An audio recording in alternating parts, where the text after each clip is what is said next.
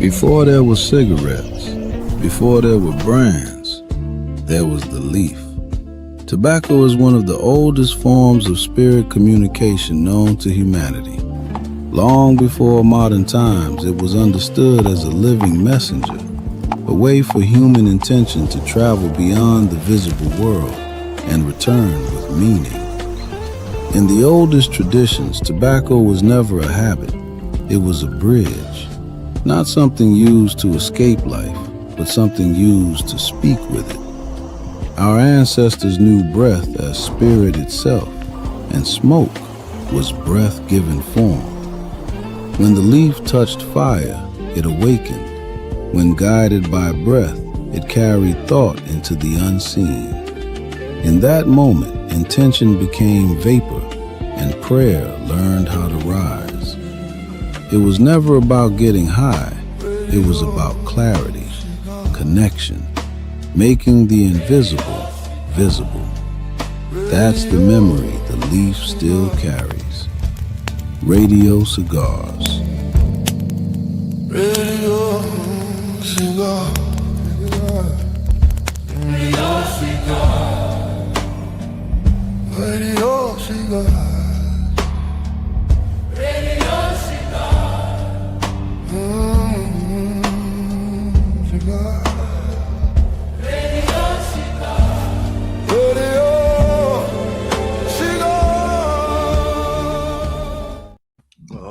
We are here. Y'all probably, what y'all thought this was fake or something? Nah, this is the real deal. It's going down. I want to welcome to the platform for this magnificent show, a diverse lineup, as somebody said, with so many different schools of thoughts combining on one stage to help the people and guide the people with something that a lot of us feel we've been left out of the equation. I want to welcome Dr. Wesley Muhammad. I want to welcome Flebrun. I want to welcome Dr. Phil Valentine. I want to welcome Billy Carson. And I want to welcome Rod Hayes. All of y'all, welcome to the show. Thank you. Before, like I said, I'm glad to do this. And one of the reasons why I want to do this, because we're so underrepresented in this field. And if you just look on television, you would think that every extraterrestrial or anything dealing with aliens or whatever you want to call it, flying, it's all attributed to white people. It's all white. It's all grays. It's Nordics. It's tall whites. You won't think black people exist at all interdimensionally or outer space or wherever. So I think it's important that we take control over our own narrative before they put somebody on mainstream TV to start talking for us. So I'm glad to have y'all on here. I wanted, before we get started with the show, there's a couple of words, because some people are new. Everybody's not running around studying outer space and aliens and extraterrestrials. So there may be words that some people may be confused by.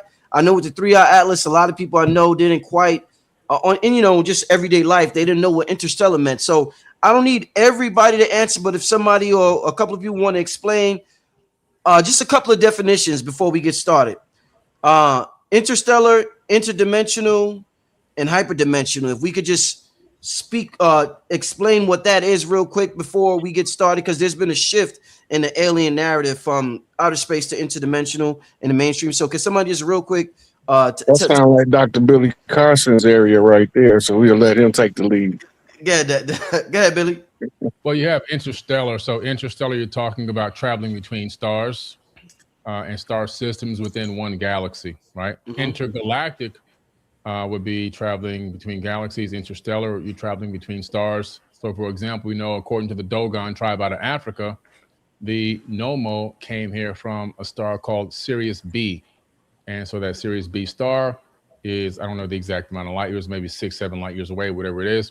And in some way, they were able to travel that distance, that vast distance across space and time to achieve the ability to land here on Earth, in which at that point in time, they somehow broke bread with the Dogons and shared knowledge and wisdom with them.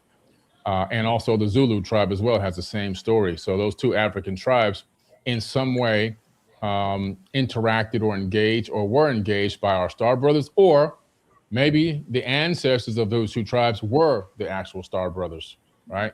And star sisters. So, and then you have interdimensional. Now, interdimensional, we're talking about higher dimensional beings. And so if you remember the movie Interstellar, when the main character ends up, his spaceship falls apart and he ends up inside of this very strange geometrical object. He was inside of something called a tesseract. In ancient times, they called it Metatron's cube. Meta, sound familiar? And inside of Metatron's cube is a fourth dimensional hypercube in subspace that allows you to see the past, present, and future all at once. So according to a lot of scientific theories, like theoretical physicists and astrophysicists and even quantum physicists, they hypothesize, especially Michio Kaku, who's really famous for this, that there are dimensions that exist above the third and that beings have the capability of living within those higher dimensions. Not only could they live there, but if they have the ability to obtain the subatomic vibrational frequency of the third dimension that we're living in, and they can shift their vibrational frequency to match that of this dimension, they could be walk-ins. So we could have interdimensional beings coming from different dimensions, walking into our reality. This could be the cause or the reason for paranormal activity and things like that, right? What was the third one you said? Hyperdimensional. Yeah. Hyperdimension. So, okay, so hyperdimensional. Now you're talking about going into a slipstream, a hyperdimensional slipstream. So, even in some sci-fi movies, you see they go into hyperspace. So there seems to be this space between space that is this subspace, and they even have things called a subspace frequency, which actually turn out to be real. As theoretical physicists and astrophysicists and aerospace technicians are working on a quantum entangled subspace quantum entangled array right now to make it real technology.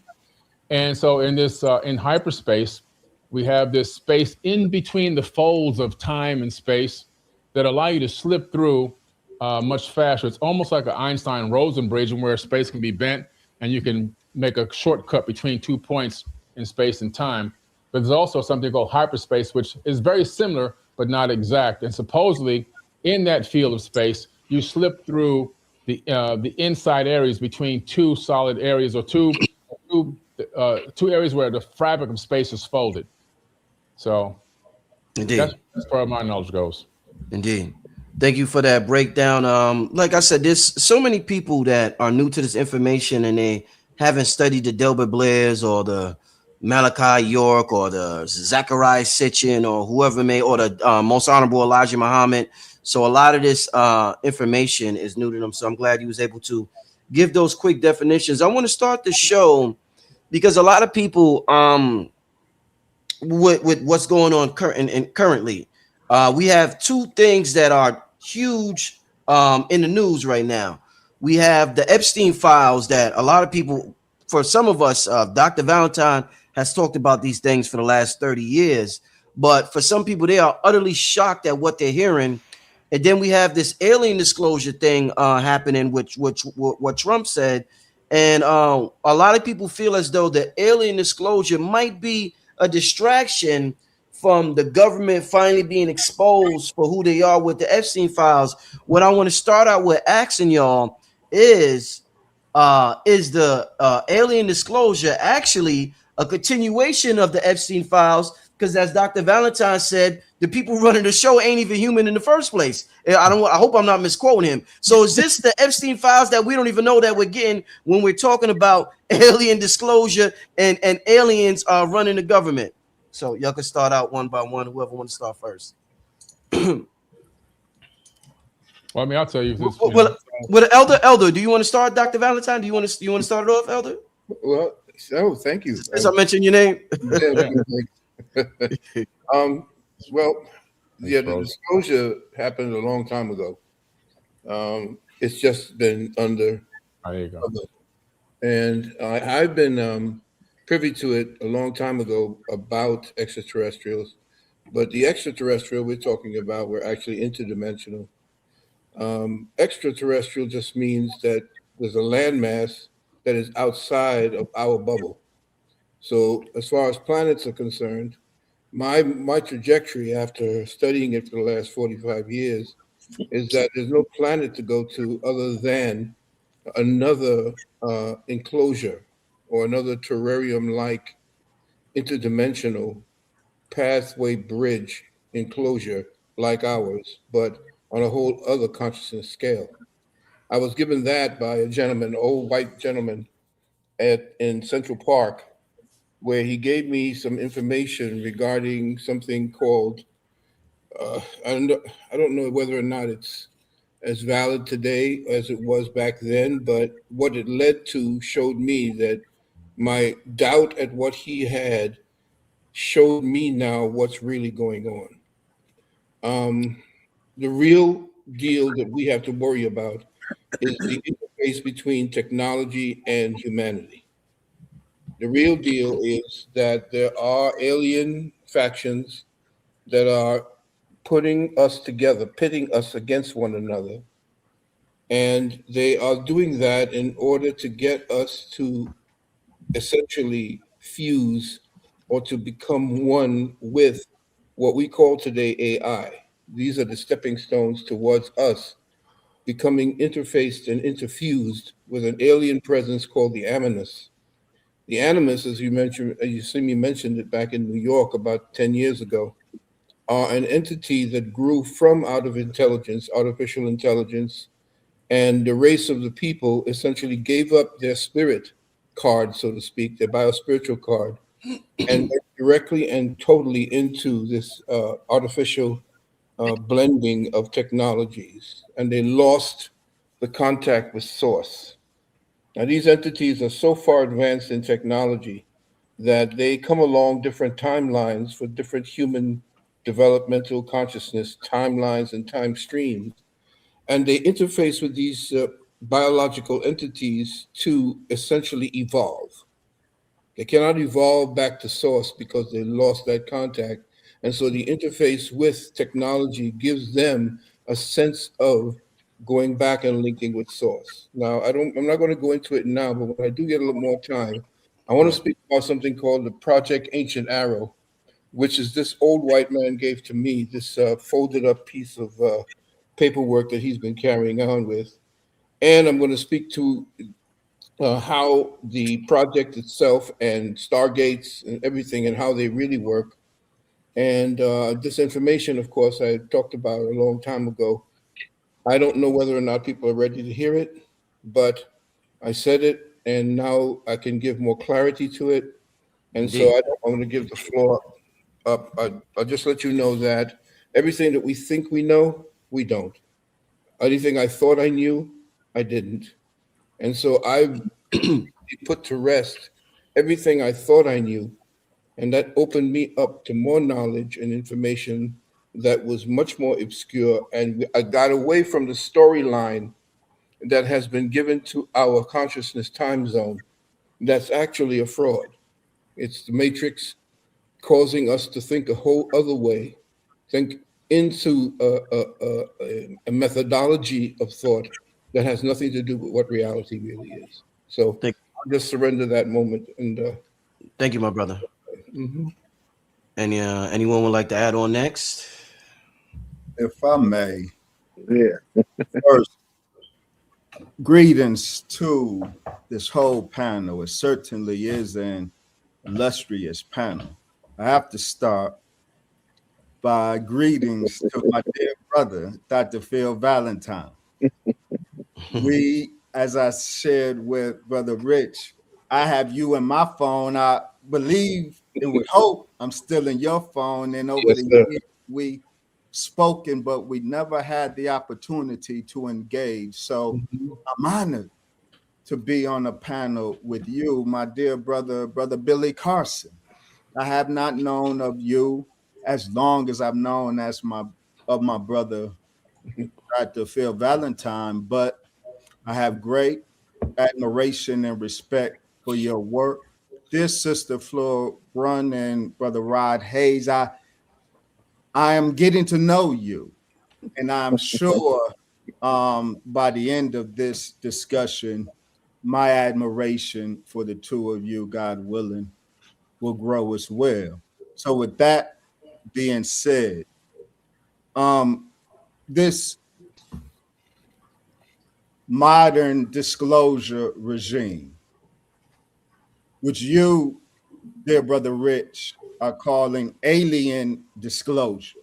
Please understand that in official circles, the officials involved in this disclosure program exist the language alien for a very particular reason. Since 2024, or in 2024, I published this book, Chariots of the Black Gods, which is 2 volumes, 988 total pages, 1,945 academic footnotes. In this book, I document that the last best kept secret of ufology is the Asiatic blackness of the pilots. The pilots are not aliens. The pilots are divine Asiatic black men and women. You can call them gods. This is the secret that the current disclosure regime yet zealously guards. This particular disclosure effort is a high-level deception effort. Let me say this. This word alien, one of the most important UFO encounter events, occurred September 17, 1997, the same day the most important close encounter of the third kind occurred, September 17, 1985, when the Honorable Brother Minister Farrakhan was taken by one of these so-called UFOs, which we understand is a wheel, up to the mother wheel.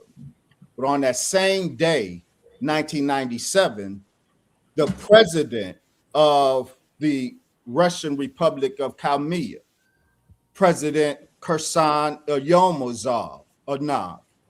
he had a very important, very documented encounter with the so-called aliens, and he said they were totally human, and they pushed back on him when the president tried to call them alien. He said, no, you people are alien.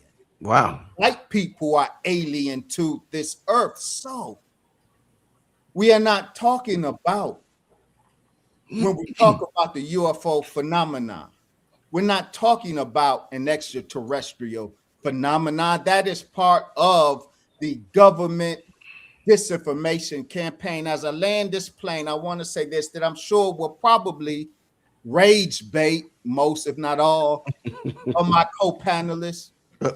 Here, the extraterrestrial narrative, the alien narrative, is a conceptual decoy. A conceptual decoy is something that poses as an explanation, but diverts attention to a true scenario. What modern disclosure is hiding is the reality that the UFOs don't come from the Pleiades. They do not. Not these that have been intruding upon U.S. airspace for decades now. What the government knows, and we've documented that the government knows and acknowledges this, is that the true context of the UFO phenomenon is a Black Muslim crypto civilization. All right. And revealing this is far more dangerous than extraterrestrial contact could ever be. All right. Flebrun, you want to? Yes, I'd like to also commend Dr. Wellesley. Speaking of the Asiatic brown extraterrestrials and what we perceive to be, and I think when we talk in conversations about aliens, we kind of pull away from the fact that we have what you perceive to aliens could be anything from a insect to a non-corporeal form, an energetic form, basically pulsating, coming into our frame of reference. As I perceive, as many of you know, I perceive we're living in a holographic experience. And when we talk about in regards to the disclosure, I agree in that there is a misnomer or a kind of like cloaking of the actual beings that are being hidden amongst that community. When we talk about Asiatic, brown, melanated beings, and we also hear references when we hear, if you've read the book with Norman Brogram, which is the Ringmakers of Saturn, which he speaks very profoundly about a melanated, very tall melanated beings that our government has known, and they actually had pictures that he was referencing when talking about these beings that were already in works with the government at the time.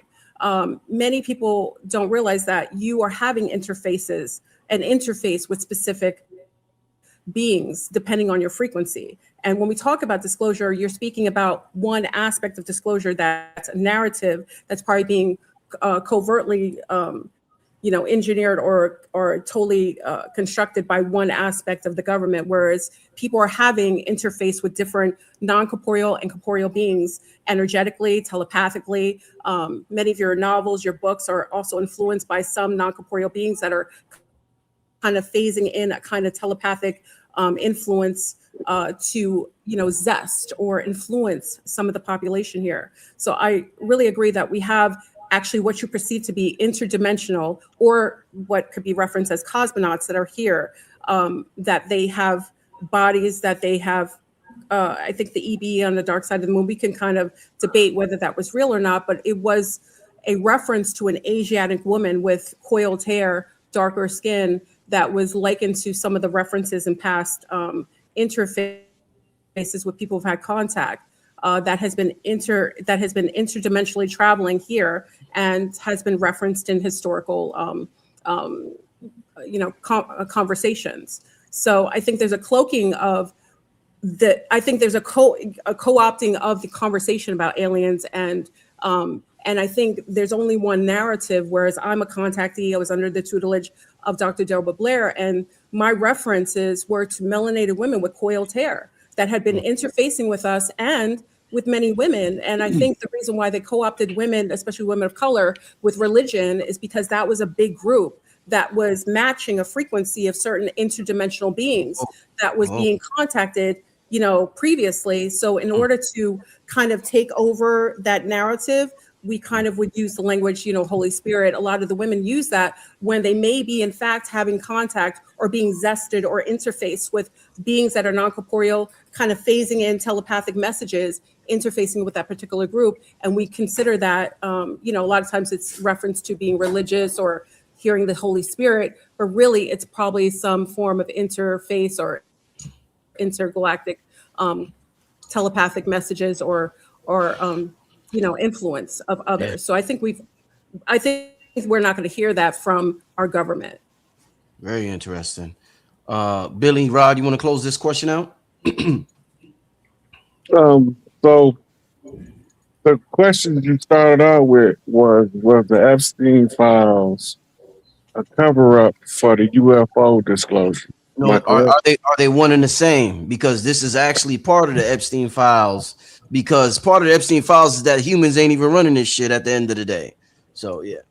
Yeah. So the Epstein files is actually the cover up of the UFOs, and the UFOs is not the cover up for the Epstein files.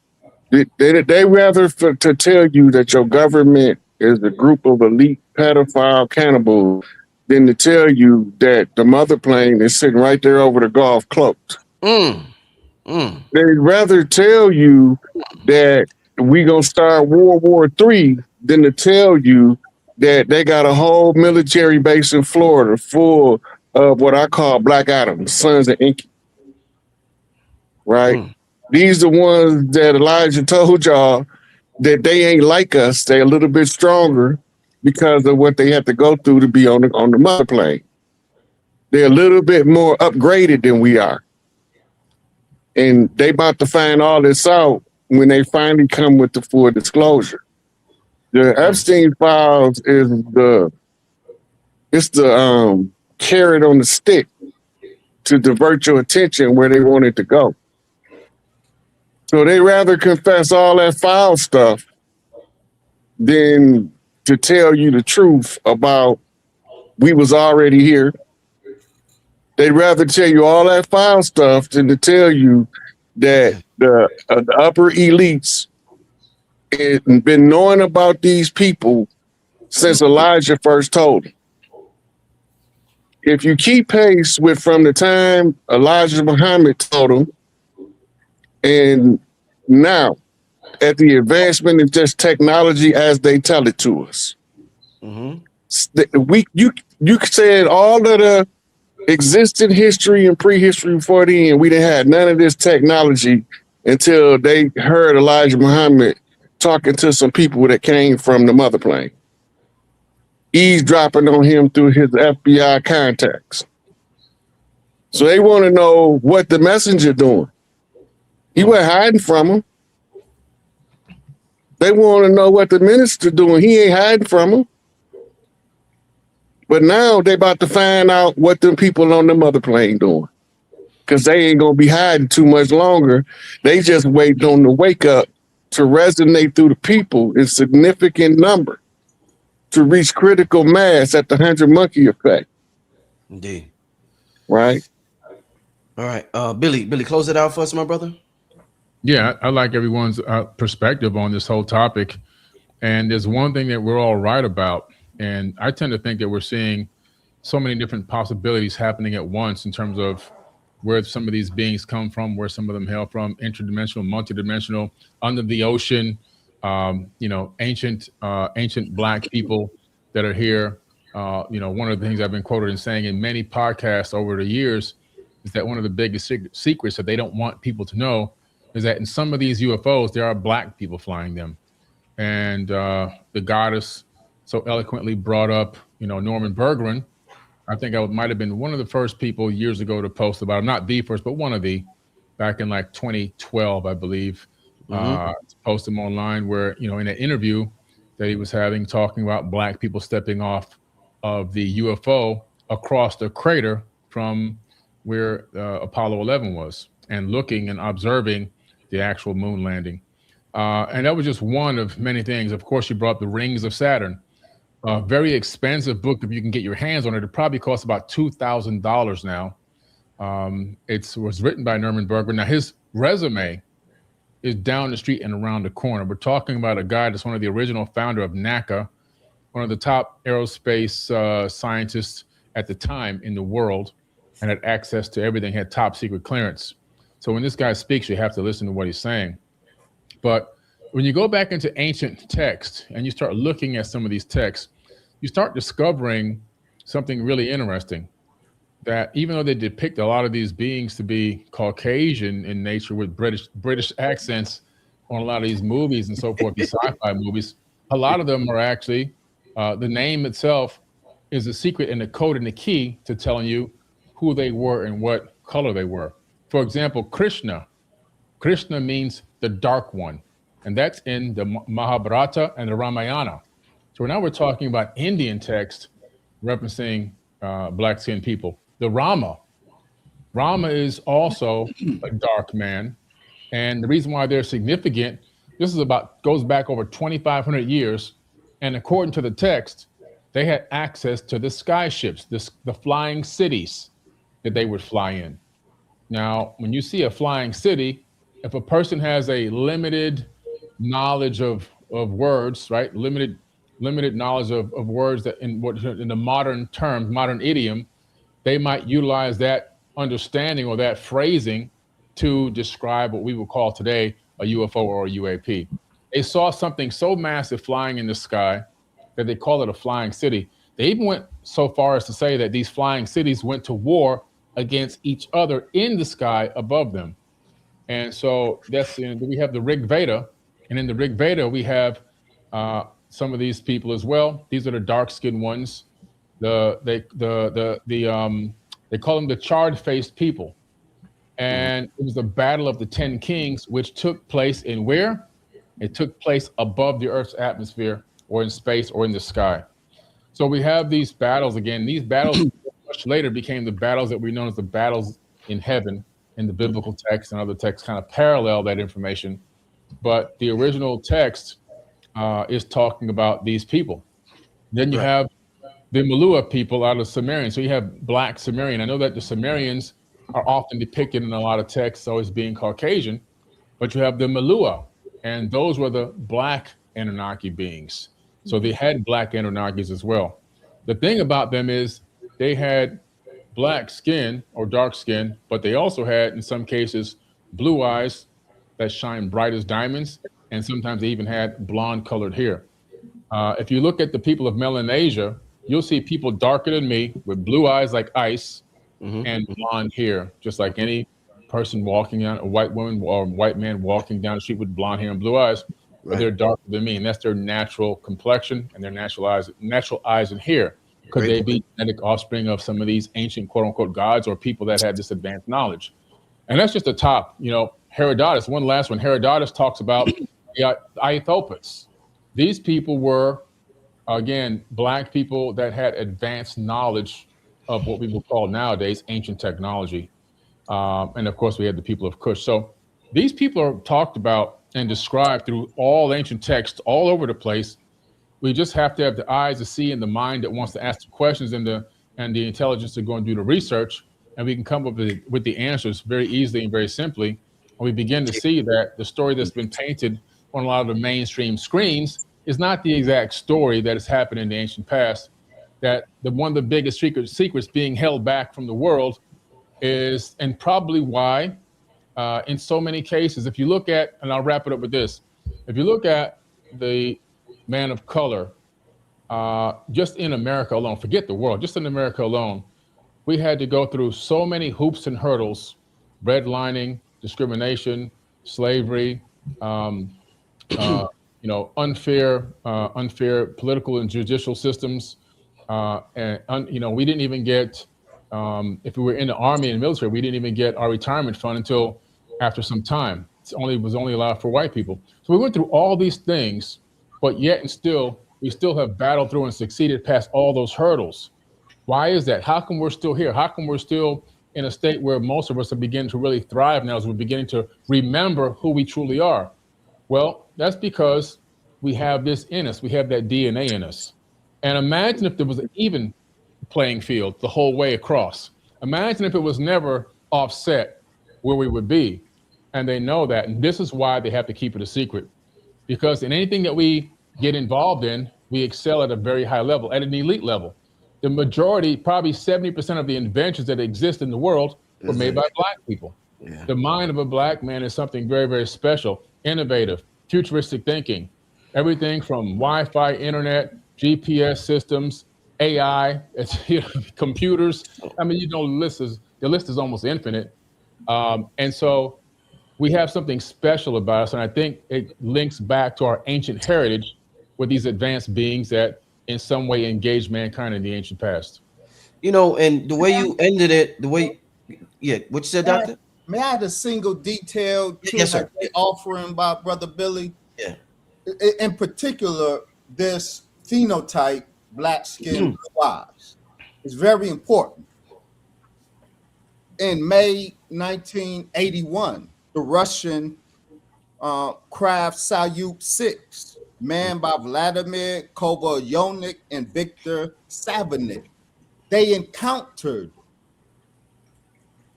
beings in a sphere up in space, and they specifically described the beings as black skin with bright blue eyes. This is a phenotype that occurs in the literature.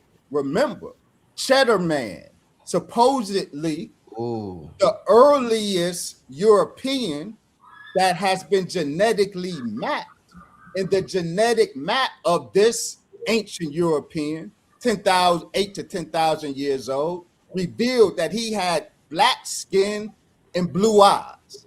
So that phenotype it may sound exotic today, but it is a natural indigenous African phenotype, and it is a Black Asiatic phenotype representative of at least some of those flying these so-called UFOs.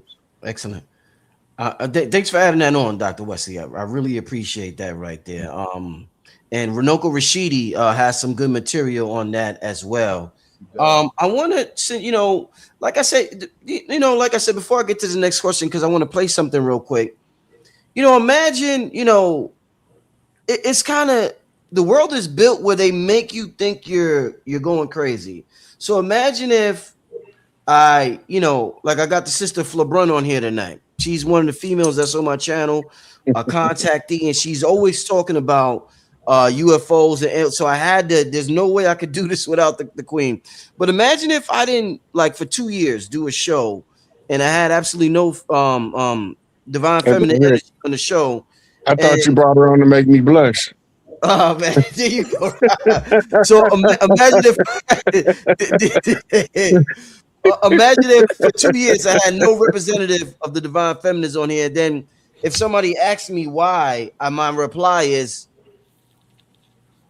I gaslight you, and my reply is I don't see gender. We come from the source. We all emanate from source, and because we emanate from race source, either, huh? I don't see race or gender. So imagine this is all they tell us.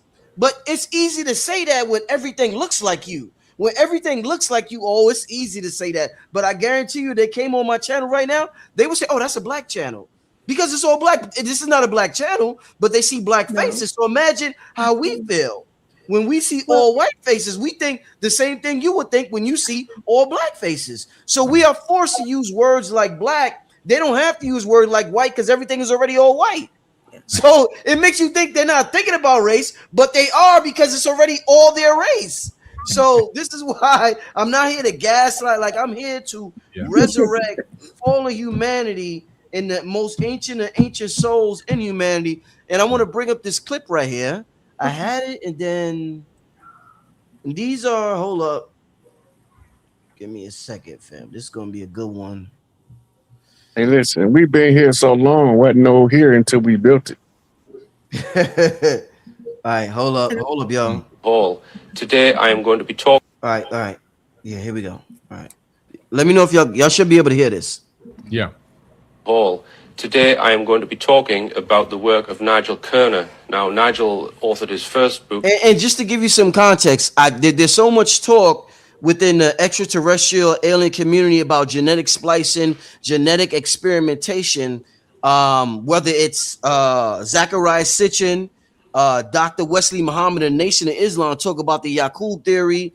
There's so many things that in ancient texts that deal with genetic experimentation. When I seen this clip, I said I want to ask everybody, since everybody comes from a different, field of study or whatever, what do they think about the information presented here? So let me just start it over again, family. Just wanted to give you a little context.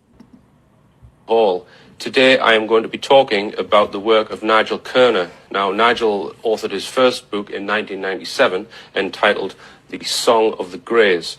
He wrote another book in 2010 entitled Grey Aliens and the Harvesting of Souls. Now, to discuss these books, I'm joined today by two of Nigel's researchers, Danielle Silverman. Welcome, Danielle. Thank you. And Professor John Biggerstaff. Welcome, John. Hello, Richard.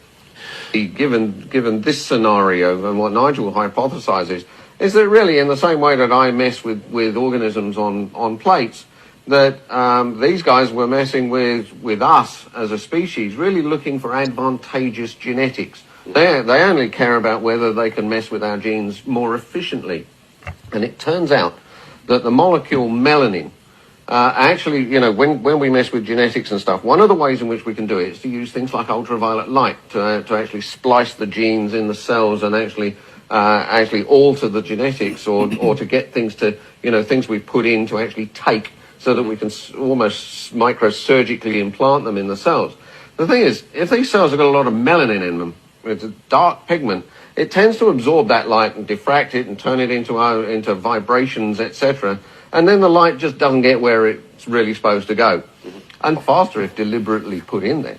Right. But there is a special, do you want to explain the special about melanin and how it protects the cell, the DNA inside the nucleus? That's very important. Part of the reason you can't do these experiments, where there's a lot of melanin around, the melanin actually in a lot of people, in black people, it's actually spread out through the skin. It spreads out through the cells and covers everything from the actions of the ultraviolet light. There's no doubt in people with higher melanin, natural higher melanin, that it's far more likely that that melanin will be coating the nucleus, the cell wall of the nucleus of the DNA. Now, the point about that is that ultraviolet light, which is often used to splice DNA, is blocked by that melanin. It absorbs it. It doesn't allow it in to interfere with the DNA. And it could well be, and this is Nigel's thesis, that this was a blocker for them when they were trying to genetically alter the species. And therefore, when maybe just out of random mutation, something like an... Oh, okay, hold up.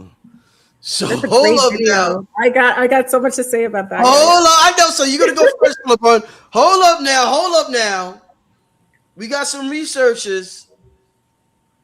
Brilliant Caucasian male and female right there. Absolutely. The ultraviolet light is used to splice genes, DNA, and cells. If the cell is heavily coated with melanin, the melanin blocks it, absorbs it, and it turns into other shit like vibration and things like that. So they win. So this is very interesting because we hear a lot about the Anunnaki. We got the Anunnaki team on. We hear Billy, Rod, Phil, LeBron. We hear Dr. Wesley got books on the Anunnaki. We hear about the Anunnaki and gene splicing. Now, how are they able to gene splice and do all these things if individuals who are dominant with melanin, their nucleus is coated with melanin, it's going to block it. The ultraviolet light, which is used to splice the genes, the DNA in the cells. I would love, and I'm going to love this because there's so many schools of thoughts here. Tell me what you think. We're going to start out with LeBron. Tell me what you think about this video. We got Zachariah Stitcher. We got the most honorable Elijah Muhammad. We got we got so many things that deals with gene splicing and experimentation. For LeBron, please start out for us, my queen. Well, my thing is gene manipulation. When we talk about gene manipulation, and we've spoken about this before, is that whenever you have a cell that's encapsulated with melanin, a high content of melanin, it makes it impenetrable for manipulation or for trying to what we consider to be cloning. We had concepts of cloning and as it related to those who had high content of melanin, especially that was encapsulating the cells. And in the contacted community or the abducted community, this conversation has always been, why is it that melanated people are having levels of contact that tend to be a little more pleasant, less hostile, and others, what I call them lunars or white people, are having sometimes forms of abuses or forms of like having memories of being abduction scenarios. You don't hear this as much anymore. I've seen the lexicon change over the years, but part of this conversation about hybridization, replication, cloning has to do with the fact that I think that many of those who were the original beings, the original melanated beings that had a protectant on them, it was harder for anyone to incept them. And in order to have some form of testing or manipulation, they would have to, like when I worked in a laboratory working on genetics, we would have to pull the melanin out of the mice. So a lot of times when you go into a laboratory, you don't see brown mice. You generally see white and black white rats, where we pulled the melanin off of them to allow for better research, because it's harder to do when there's a high content of melanin. It's the same with hybridization. And I also think that's why we have a lot of organs being harvested rather than intercept or trying to manipulate the gene pool anymore. We see more people trying to put that gene inside of them, trying to replace parts of them with parts of us. Just, I'll yield.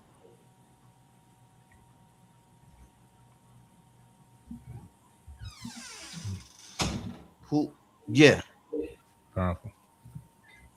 Anybody? Look. Yeah, go ahead, Rod Hayes. Powerful. Look.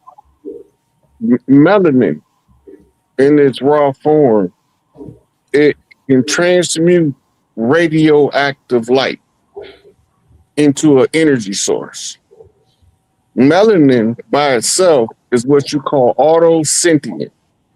That means it don't need to be in your body to be sentient and aware. Melanin is a chemical that would be more useful for space travel in the skin than any other chemical in the skin because of how it interacts with the radioactive energies that we are told are all through outer space. Free flowing radioactive energy. Anything that's supposed to be in outer space need to be protected from radiation. Well, if we've been here from the beginning because we built here, because wasn't no here until we built it, we came in with the melanated pigment as a sunblocker or a synthesizer of light.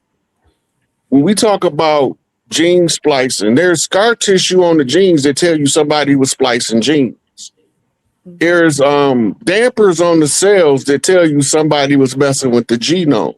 The telomeres are retarded, would tell you somebody has been tampering with the telomeres, right? The body is designed to be a perpetual motion organism, but for some reason, the entropy that sets in through us being in this three-dimensional reality causes the breakdown, but all of that is programmed in the DNA. The question is who is programming this DNA? Where are they at? And why we can't see them? Because it's all being done through light. When we talk about gene splicing, it used to be called twigging, right? And when Elijah Muhammad came in, he said it was the manipulation of the germs. The germs in this discourse is talking about those micro cells in the body. So when you understand that all of the double helixes you see in the ancient world is talking about the DNA helix. We went from a 13 strand to a 2 strand. Everybody think we lost something, but that's the upgrade. The upgrade comes in as your big computer becomes obsolete to a laptop. It's been upgraded, but downsized. This is what's going on with the genome. We are right now going through this struggle. Somebody mentioned earlier about us going through all the stuff we went through. The only reason why we went through all of the stuff we went through is because we're the only ones strong enough to take it, genetically engineered to endure long suffering. Nobody's else engineered to take it like us. Anybody else get put under the same pressure, go buckle and fold. So that's all part of what's programmed in the genetics, in the genome, right? You got to remember, when you say extraterrestrial, you're saying extra, something more than what's already there. Terra, that means Earth, and astral. So something astrally is extra on Earth. When you say alien, you're saying a foreigner. If a Mexican can be an illegal alien, but they don't ever call the people on the ships illegal aliens. So they must be above their law or outside of the construct of their legal system. Because they ain't never illegal, they just aliens. But when somebody comes from another country undocumented, now they're an illegal alien, right? So what's really going on? The gene splicing is the part of the great debauchery that we all been suffering for.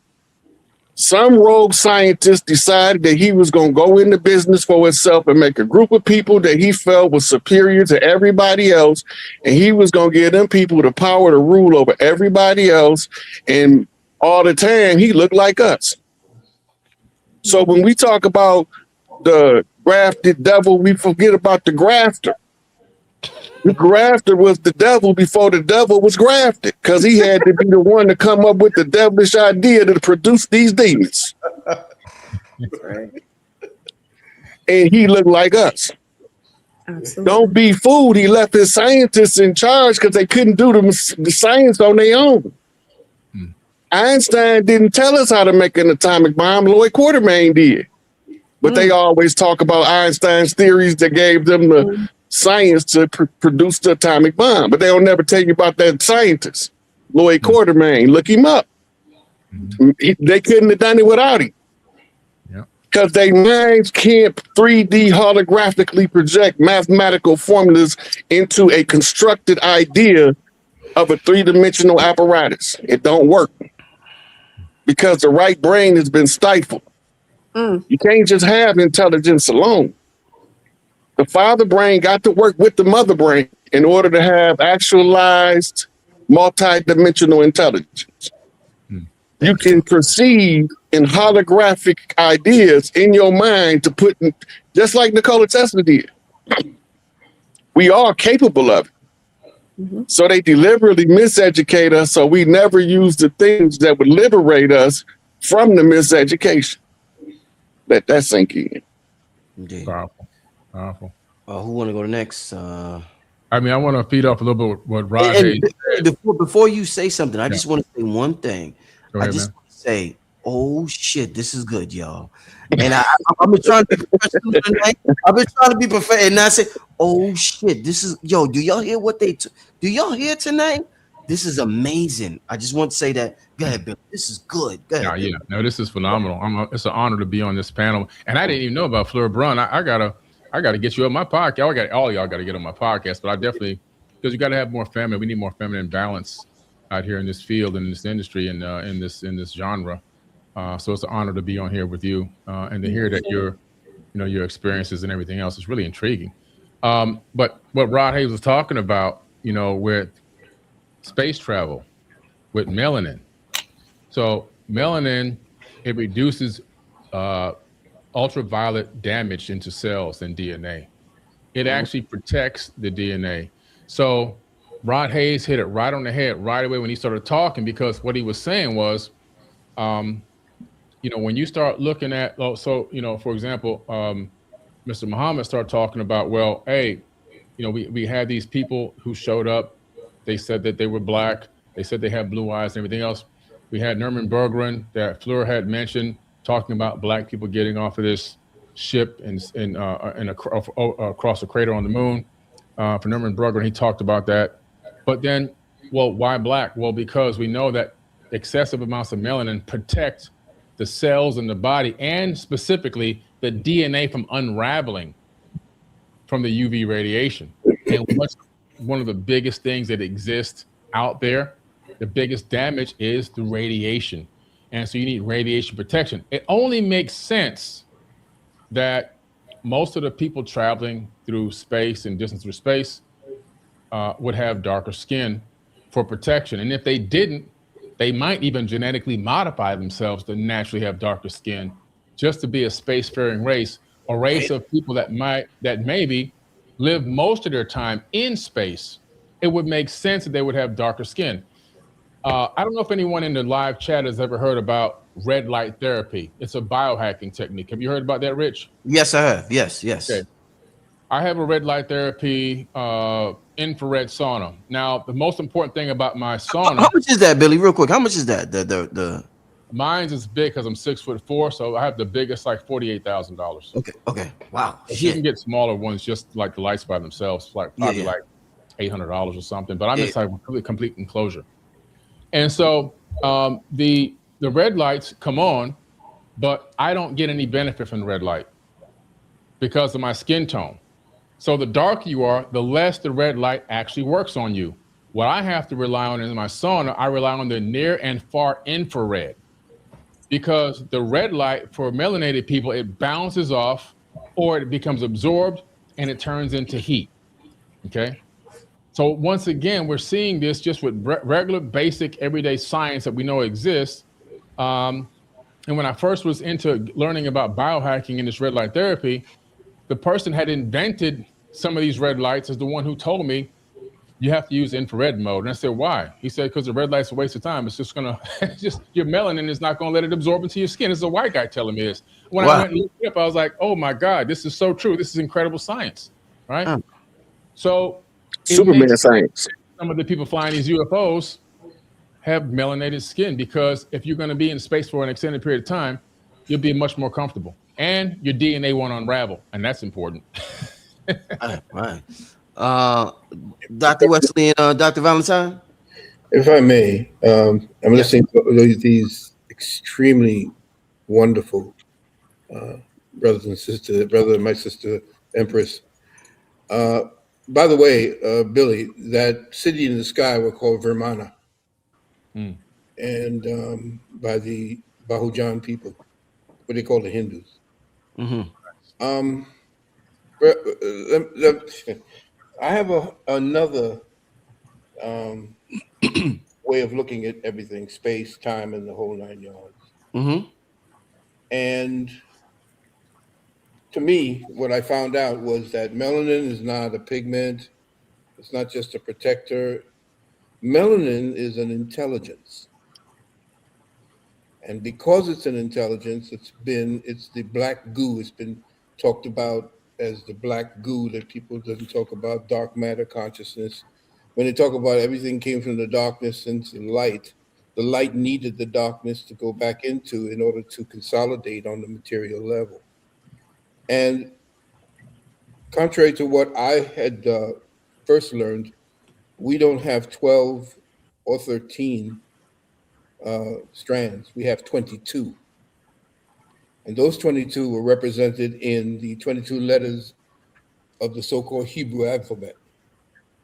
It is when the 22 strands were disengaged in order for us to be able to occupy the avatar that we presently do on the level or under the pressure of what we call third density. Third density is a 16,000 pounds per square inch of water that compresses us, that looks like our air, but is actually qualified water.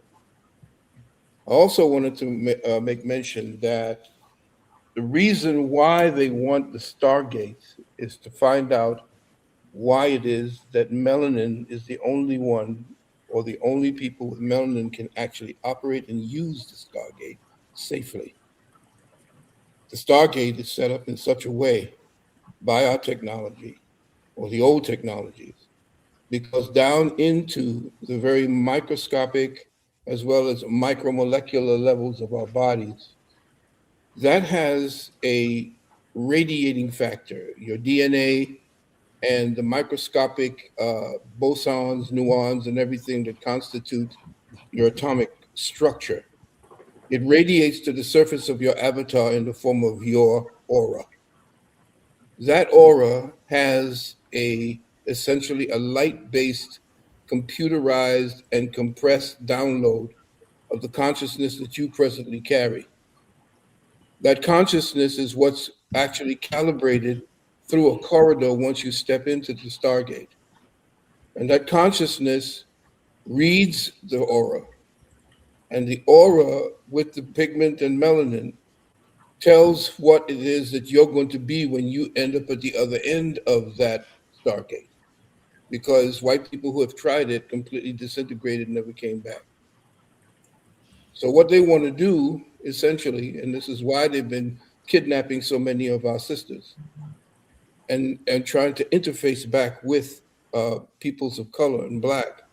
And if you go around the world and you ask all the different forms of women, what is the man that they would rather have? They want a black man because they know subconsciously that that's the way to get back through the portal. And when we talk about space, we talk about a conditioning of the mental part of the Most High. There is no space outside or space. The space is all inside. We are nothing more than space, essentially. So when we talk about traveling through space, it's to travel through what we are, not who we are, but what we are in the form of the avatar. And if we're dealing with time and time travel, which is what it is that I was going to speak to you about, why it is that this blank slate technology was being created, was to stop all this crap that you see happening with the technology that was given to us by those who are in the animus, forcing us to try to deal with this artificial melanin that you see them constantly displaying in movies like Iron Man and all these other movies where they're putting on these suits to augment their white skins and their potential for power. Everything is about getting back to source or interfacing with first order entities. Those of you who are richly melanated, you are first order entities. You have a direct line to source. These people, the Caucasoid, he does not have a link to source. So he needs to stay here, imprison you, and feed off of you in order to have an access to source. So anybody who's trying to get you off of what you are internally and try to get you hooked into technology, like you see with Musk wanting to put something on your brain and put it on your skin and doing all these things to get you interfaced, that's the animus. And if you're getting any kind of visitations from peoples of color, what you're talking about, so-called extraterrestrial or interterrestrial, I call them, because they're not coming from any planets. All planets are nothing more than vibrating energies. That's what we're going to find out. If you look up at a so-called planet Mars, you'll see that it's nothing more than a floating movement of sonoluminescence. It's not solid. The solid parts are from dome to dome. We are on a flatted plane, and there's the dome. The flower of life is telling you how we are interfaced. So when we start talking about space and time, we have to take it within and understand that there's nothing outside of the dome. If you're trying to get outside the dome, it don't go. We're inside of a dome that I mentioned 20 years ago, made of compressed hydrogen. The only way that we're going to be distanced from a vacuum that will suck everything that we have in the form of atmospheres completely out into space if we are in a vacuum, which is nonsense. The only way for us to be actually to live and to have an atmosphere is if we are in an enclosure. Because if we weren't, and all the atmospheres, the ionosphere and all of that would be sucked out into space. We are under a dome, and we have not yet known how to get out the dome, though our people have, through the Stargate that is sitting right there about 8,000 miles above us, called the sun. The sun is our Stargate. We have portals down here on terra firma that links us through there, but the ships travel through the sun. And you see them every now and then when you have all these explosions on the sun and they're talking about flares. That's them traveling in and out. And you could see that about the 21st of June. So the concept of our reality has been skewered. We have to understand where we are right now and all the stories that we're getting about all the different forms of life that are coming from different parts in space and time and so forth. These are our concepts of what it is our ancestors left to us in the form of story forms for us to unravel within the DNA and in that queen's, that empress's mitochondria. That's the library. It sits in the womb of the so-called Black woman. She has the mitochondrial library of all of the ways that we have taken form and the particular form that we have now. And that's why they're trying to destroy her womb, and over 75 million of us have been aborted from it. So I have a whole other concept, and I really appreciate and love everything that I'm hearing from everyone else. But I vibrate on a whole other reality when it comes to us dealing with space and time. And lastly, I'll close out. Yes. Time is thought and time. That's what I teach at my university, is that time is the fifth element. Mm-hmm. Time is the fifth element simply because without it, there is no form. Time is actually manifesting itself in the form of what we call ether. Time and thought are the same. And once we understand that, then we understand time travel. When we understand that, we understand that time travel is us accessing with the Akashic record, which sits above us in the waters of life, above. Because everything, and now that Dr. Emoto said that water has memory. Well, what's the biggest memory programming that we have but the Akashic records? So when we begin to access the Akashic records, we can access time, and we do time travel. When we think about a memory, that's time travel. So I just wanted to say this just to put my perspective into everything, not to dismiss, because I'm an old man, I just rattle off, but I'm liking what I'm hearing.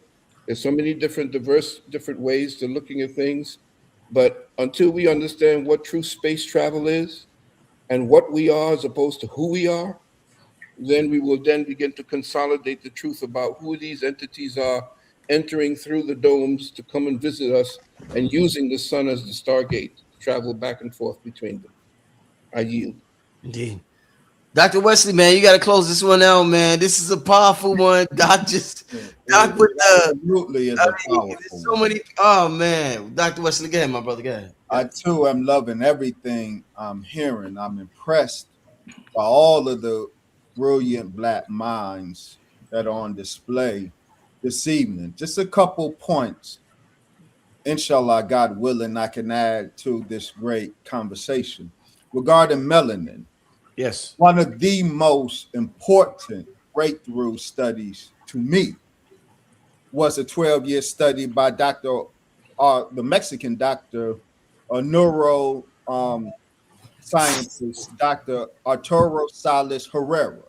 Mm-hmm. Proved after 12 years, he proved in 2002 that melanin is human chlorophyll, that melanin accomplishes photosynthesis at a much greater rate than chlorophyll does for plants. Plant chlorophyll can only synthesize light in the visible spectrum, whereas Dr. Herrera proved that melanin can synthesize the full electromagnetic spectrum of light. This is why, because melanin is human chlorophyll. This is why the ancients identified the original man with the tree of life. In Kabbalah, they talk about the Sephoric tree, the tree of life, and identified the Sephoric tree, the tree of life, with Adam Cadman, the original Adam, because the original black man, the melanated man, is the tree of life. And so in ancient Sumer or Mesopotamia, this is why I wrote the book, The Anunnaki and the Sacred Science of the Black Gods. The ancient Sumerians talked about the Kiskano tree, the tree with the black bark. And they identified the gods, the Anunnaki gods, with the Kiskano tree, identifying the black bark with the black body. So the science of melanin is divine. Just two more quick points. Yes. My dear brother, Rod Hayes, I love your discourse. The only caveat I would add is we don't describe Yakub as devil. Yakub was a god who made devil. Now let me say this. You asked about the gene splicing. And you alluded to the Zechariah Sitchin narrative and the Elijah Muhammad narrative. Yes, I did. Yes. All of those who know me know that I radically not only disagree with the Sitchin narrative, but I deconstruct the Sitchin narrative. The Zechariah Sitchin reading of the Mesopotamian texts are not just wrong, they are fabricated. When you talk about not that the ancients did not make allusion to genetic manipulation, they did. But Zechariah Sitchin got it totally wrong, not just because he misread the Sumerian text, but that he fabricated Sumerian text to anchor them in a myth of his own making. Now, understand that what Yakub did was selective reading in a way that did not trigger any melanin, obstructive melanin reaction. The genetic manipulation that did produce races in the double was a process of selective reading. So I will see you, Zechariah, sits in the 12th planet, and I will raise you, the Honorable Elijah Muhammad, and message to the black man. Dr. Wesley, you too. You too much. Make sure we list the book. Could you make sure, Dr. Wesley Muhammad? I would love to read your book. Can we put the link for his book? I'd love it. I'd love to read it. To the family in the chat, the Nation of Islam, because we're streaming to Dr. Wesley's Facebook. Y'all should be able to put the link. Can you? Okay. Yeah, Are they on Amazon? It's Wesley. It's drwesley.info. drwesley.info. Is it on Amazon, Dr. Wesley? It's on Amazon. You can get it directly from my website, and you can get it from Amazon. Okay. My website is www.drwesley.info. INFO. So to move on, one of the things they may say when because we're having this conversation, like I said, this is an amazing conversation. Shout out to everybody. We got 4,500 people in the chat so far. we work on our way to 5,000 people in the chat. So shout out to everybody who's showing the world that this is something that we are interested in. I know they absolutely love this panel tonight, and I want to thank once again, because I'm living in the frequency of gratitude. I want to thank everybody who participating in this panel and agreed to be on the panel. So one of the things they say, family, is that they be like, damn, when it comes to extraterrestrials or anything out there, they be like, black people are so close-minded. They only think about, and even I could say, like, with the channel that I have, a lot of black people throughout the years have told me, and I don't want to divert the attention toward this. I'm just making a point. I don't want nobody to comment on this. You need to be focusing on this. We don't need to be focusing on the aliens at this time. We need to be focused on this. So don't comment on that. The point I'm trying to make is that sometimes when individuals engage in, let's say, drugs, what they call drugs, or a better name might be plant medicine. So marijuana is a plant, DMT, ayahuasca, these are all plants, and they call them drugs to give a negative connotation to them. When a lot of people I know use these herbs or plants, the same people that everybody calls closed-minded, they see shit that they wouldn't imagine in a million years. So I'll give you an example of a famous person. Lil Boosie, a rapper, Lil Boosie. Lil Boosie said, man, he was high on the beach and he seen mermaids. On 2 occasions, he seen mermaids. Brother I work with in the music, Cambada, says when he does the shrooms or the DMT, he'll see entities pop locking. Like they communicate through pop locking, like what we call dance. He says, he was like, the trees move, and they was like he'll tell me all. I'll be like, word, what? I'll be like, damn, this shit is crazy. What I want to ask y'all is, because we've been trained to have such a small perception of what reality is, and sometimes when we use these plants, our perception grows. What I want to know is the perception that we think is growing. Are we hallucinating? I know we have a filter. The reticular activating system is a filter that we put over reality to only focus on what we want to. But what we're seeing while we're using these plants, is this real? Do these entities actually exist? Or is this just a figment? Because a lot of times it's extraterrestrials or creatures that we've been taught was just in movies or cartoons. What I want to know is when we're engaging in these plant medicines or whatever you want to call them, are these things real? Is our mind finally being expanded and we're finally witnessing something that's really a part of reality that we never knew was reality? Let me take the lead on that.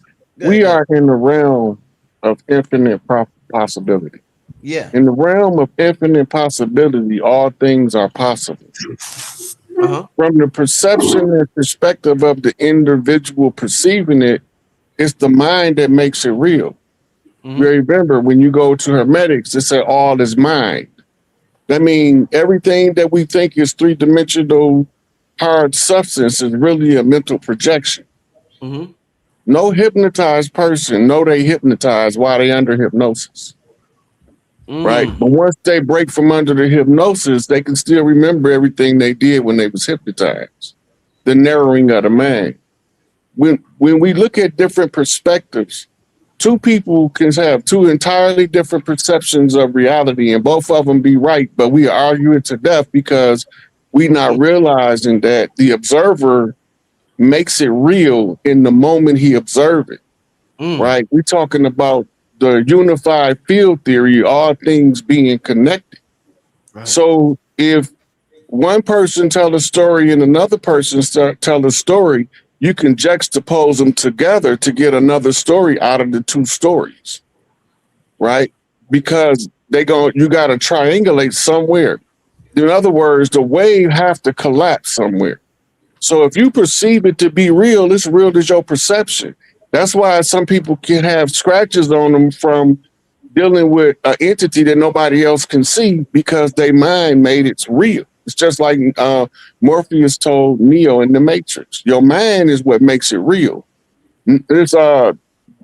Double Blair used to always say, nothing is truth until you agree that it's truth. Because it might be true for somebody else, but it might not be part of your own personal paradigm. Therefore, being outside your paradigm, it's outside of your realm of accepted truth. Okay. Right? So this is the understanding of how the mind works is critical to understanding our collective perception within the matrix of the mind, because we are trapped in this mind matrix together. Indeed. That's powerful. Yeah. And just to build a little bit on that, you hit it right off the rip, because you're talking about how the mind creates our reality. Our perception is unique to us. That's even the same thing in trauma.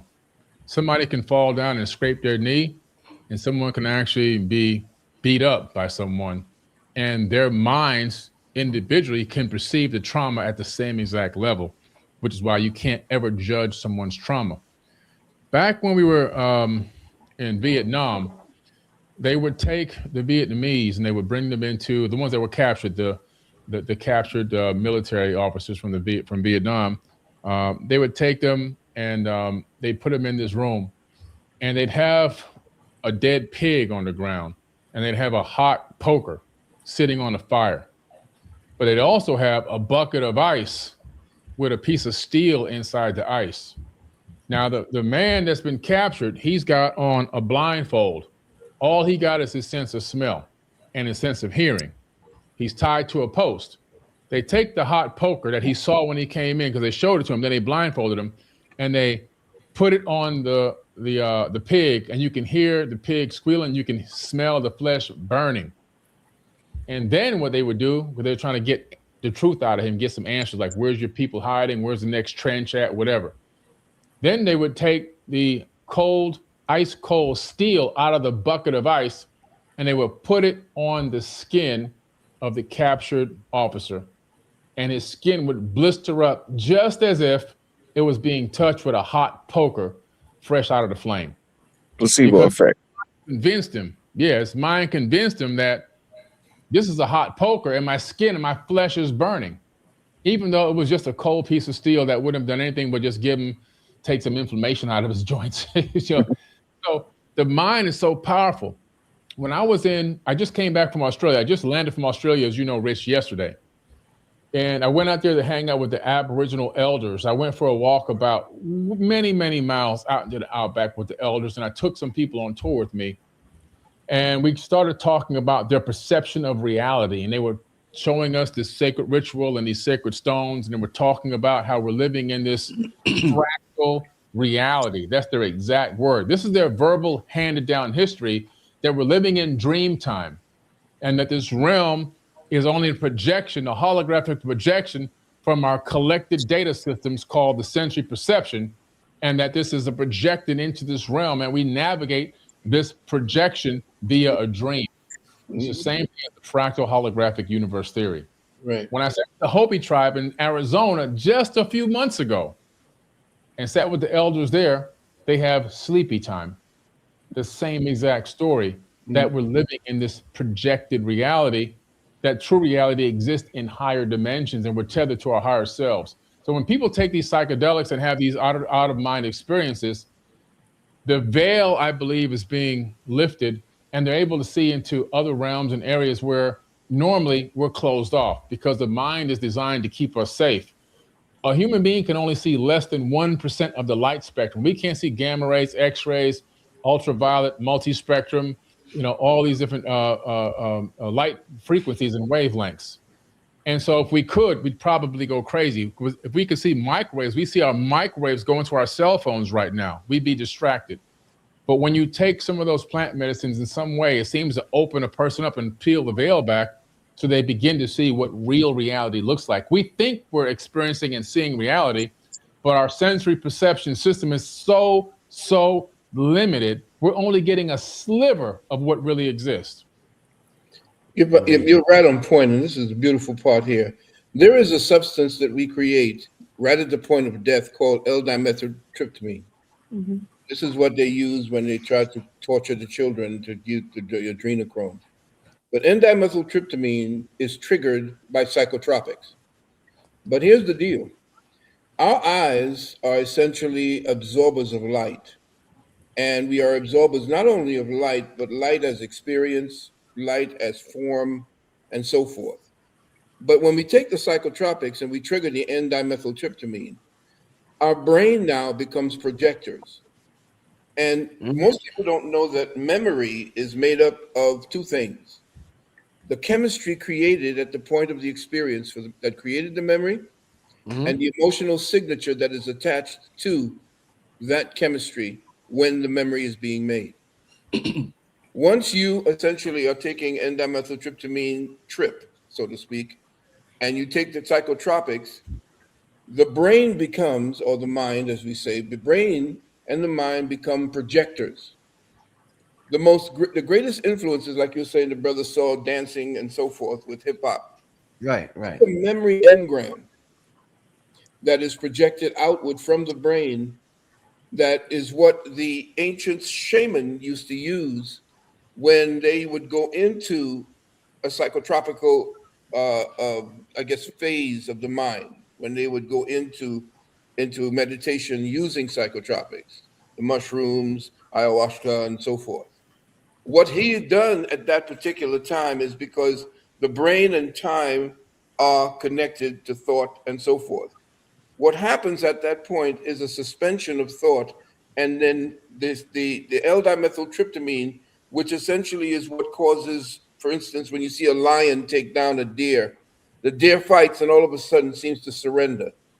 That's the L-dimethyltryptamine kicking in to cut away any pain and anything like that and allow for the transition of that particular entity, that spirit entity.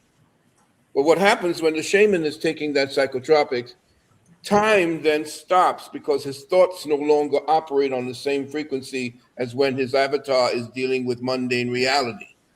What happens now, he trips into what is a stream of consciousness that gives him certain pictographs that tells him how to interpret that. That's what he learns to interpret. And then that's when the shaman tells you, don't plant here, watch out for this is what's to come, and so forth. That's how they knew who the European was. And at the so-called Aztecs, when they began to do that, and the Mayans, they saw the European coming in as the death bringer long before he actually came in. And those who refused or essentially took on the task of acclimating the European to the spiritual world, or back to the spiritual world, or bringing him up out of his animal level and into a spiritual level. Notice how the Beatles had to go all the way to India in order to deal with the Maharishnu, and he led them to Christianity. So that's what I was just saying to you, that when the brain, after taking psychotropics, the brain becomes a projector. And that's when you start seeing all these different things, because that particular chemistry mixed in with the N-dimethyltryptamine and the psychotropics begin to create all these different memory banks, and the most prominent and most influential memory begins to project outward as the images that you see. So you get a chance to kind of be a projector, a movie projector of your own mind. Wow, amazing. For LeBron, yes, for LeBron, Okay. yes.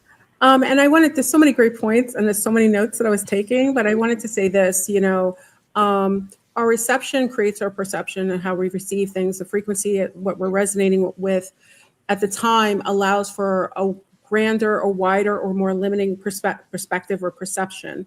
And I always share, many people know from the channel, big up to my people who came from Zumbies. I talk about being in Brazil. Boa noite to everybody in Brazil. Boa noite. And traveling there and being someone of indigenous roots and having interface in an elemental way with nature that has been less tampered with and more preserved. And speaking about the fact of being a female and having technology within the biosphere, and my personal perception, gentlemen, I'm a little racy with this, but women's clothing really cause a lot of blockages in how we receive and how we interface with nature or the elemental realm. And as one going and being in Brazil very often, especially amongst the trees that have been there long-standing for long periods of time and having ancestral linkage, is that the elemental realm will interface with you vibrationally based on cellular memory. And a lot of times we have trees, plants will call you to interface with them. I actually think, coming from an indigenous background, that plants will invite you to engage with them. And that's more, I'm of the fan of like, not all the time do you have to ingest. A lot of times, especially with women, it's being unrobed and being in nature and allowing our electromagnetic field to interface with the trees and the elemental, different realms of the elemental forms, like whether it's gnomes, fairies, whatever you have, is that women have the capability based on our nature, and also being void of certain foods that mess or tamper with our frequency. I'm a fan of fasting and taking things out rather than putting things in, and also being in nature interface with that purity. A lot of times you will have what people will have when they're having an engaging inhaling or taking in a plant.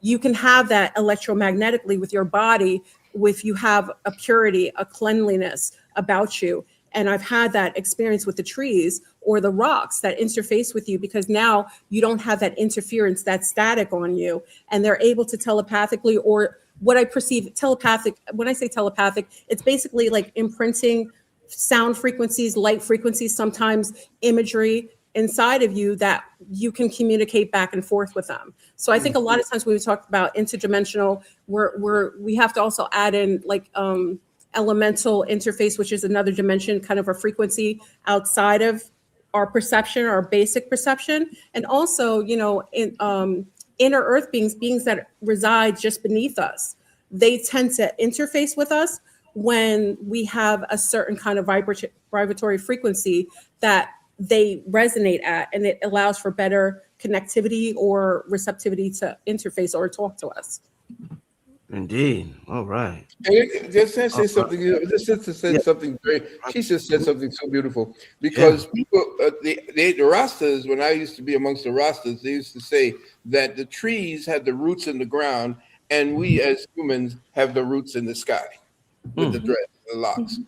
And the grounding that we have is that when we wrap with the tree, this is why I used to take my students into the park, and I used to get some copper wire, and we used to go up with the pendulum to find the portal, because every tree that's, say, beyond 100 years has a portal of energy. And once you wrap it around that particular tree and then wrap it around your head, you can communicate with the copper wire tied here and focus right here. You can communicate with the tree, because the tree itself has a memory within the rings. Each one of the rings has a memory engram that you can tap into. And so what happens is, when you ground with that engram, the engrams that tree has in the earth, that tree is talking to every other tree on the plane that we live on. Because they all interface. That's why certain bush don't like white people. Certain bush can't be. They know who you are. They know it. They don't mess with it. Don't give them nothing, and so forth. So what happens is, you can interface with that tree on a more personal and really instinctive level by getting around it. You have to learn to use the pendulum. The pendulum will tell you where the portal energy is. You tie it around the tree, and then make it six different folds. Put it around here. Put it back around your head, and put 6 different folds here, and see if you could shape it into an ankh that presses against your head. This is all my students know about this. And then go into a meditation And you could see the people were telling me that the tree was telling the people, to my students, what it looked like before the park was there. And so you can get more and more personally involved with the tree, or with the green family, or with the root family, the earth family. And sister said it so beautifully that sisters need to take off the clothes and be bare-breasted the way the actual sisters indigenously live. And they were getting all that information from the melanin, triggering that mitochondria and giving back that mother wisdom. Yes. Dr. Wesley, you want to close that question out, or what? Oh, well, in terms of personal experience of intoxicating or consciousness expansion, which you call plant medicine, I have nothing to offer. I would defer to what was said by my brothers and sisters. I would only salute Sister Flora Brun, your nod to fasting and the privileging of taking out over taking in. I love that. Salute. Indeed. Salute. So something I want to touch on now, family, and once again, shout out. We had about 5,000 in the chat. One thing I want to touch on now is this idea, and a couple of you alluded to it, this idea of time travel. And when we discuss extraterrestrials, when we discuss aliens or ultra-terrestrial, whatever name you want to call it, interdimensional beings, interstellar beings, a lot of us seen the movie Interstellar. Time travel was a big factor in that movie. I want to bring into the equation what they talk about as the grandfather's paradox. So the grandfather's paradox is used in physics and philosophy to question whether time travel in the past is actually possible. So let me give an example. You build a time machine. You travel back in this. You travel back to a time before your grandfather had children. You accidentally prevent your grandfather from having children. If your grandfather never had children, your parent wouldn't exist, which means you would never exist. So this creates a paradox with reality, where time travel is kind of like, how can this exist? If you tamper with the past, everything that happened made it perfect for you to be here now. Why do I bring this up? Because when we talk about the Anunnaki, or when we talk about a lot of these aliens or extraterrestrials, they say this is a future civilization that is coming to the past to change things, to make it right for their civilization where they're at currently. So my question is, if they change civilization or they altered with the past, they wouldn't be who they would be. Therefore, they wouldn't be able to come into the past in the first place. So can we talk about the idea, how is time travel a real activity or something real if we have this grandfather's paradox in play? You still have. Go ahead, Rod. Did you? Oh, okay. You still have that play. Good one. This is a good one. You still have at play infinite possibility. You got infinite probability. Then when you're going back in time, you have what's called the separation of timelines, right? Yeah. If you go back and you stop your grandfather from having kids, it's going to create a different timeline than the one you own.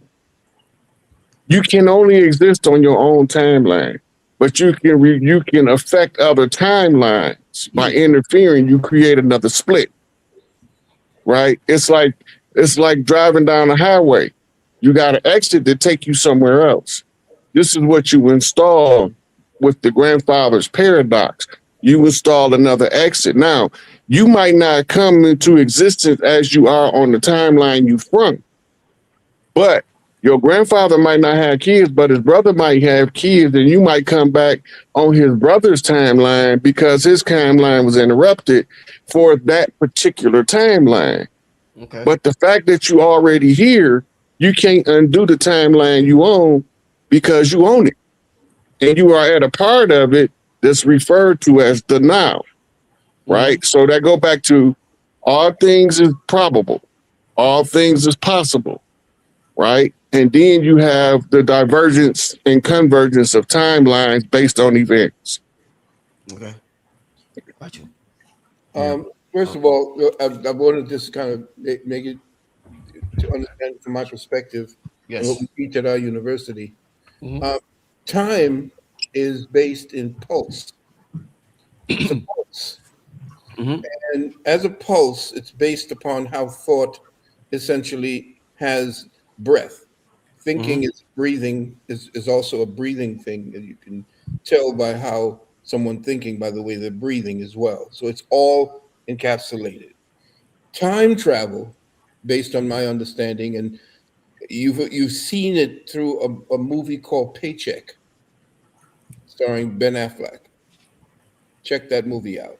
Mhm. There's a project that was called, I believe it was called either Dreamland, and I think brother could help me with this. Um, the time travel as it stands is based upon the records that are in the Akasha. And again, people do not see what the Akasha is. The Akasha is a memory bank. And if we're dealing with time, what they talk about time being a stream, this is Western science. Time is based upon, there is no time, there's no such thing as time where we want to go and explore. What is time is a record within a medium that holds a record, which is water.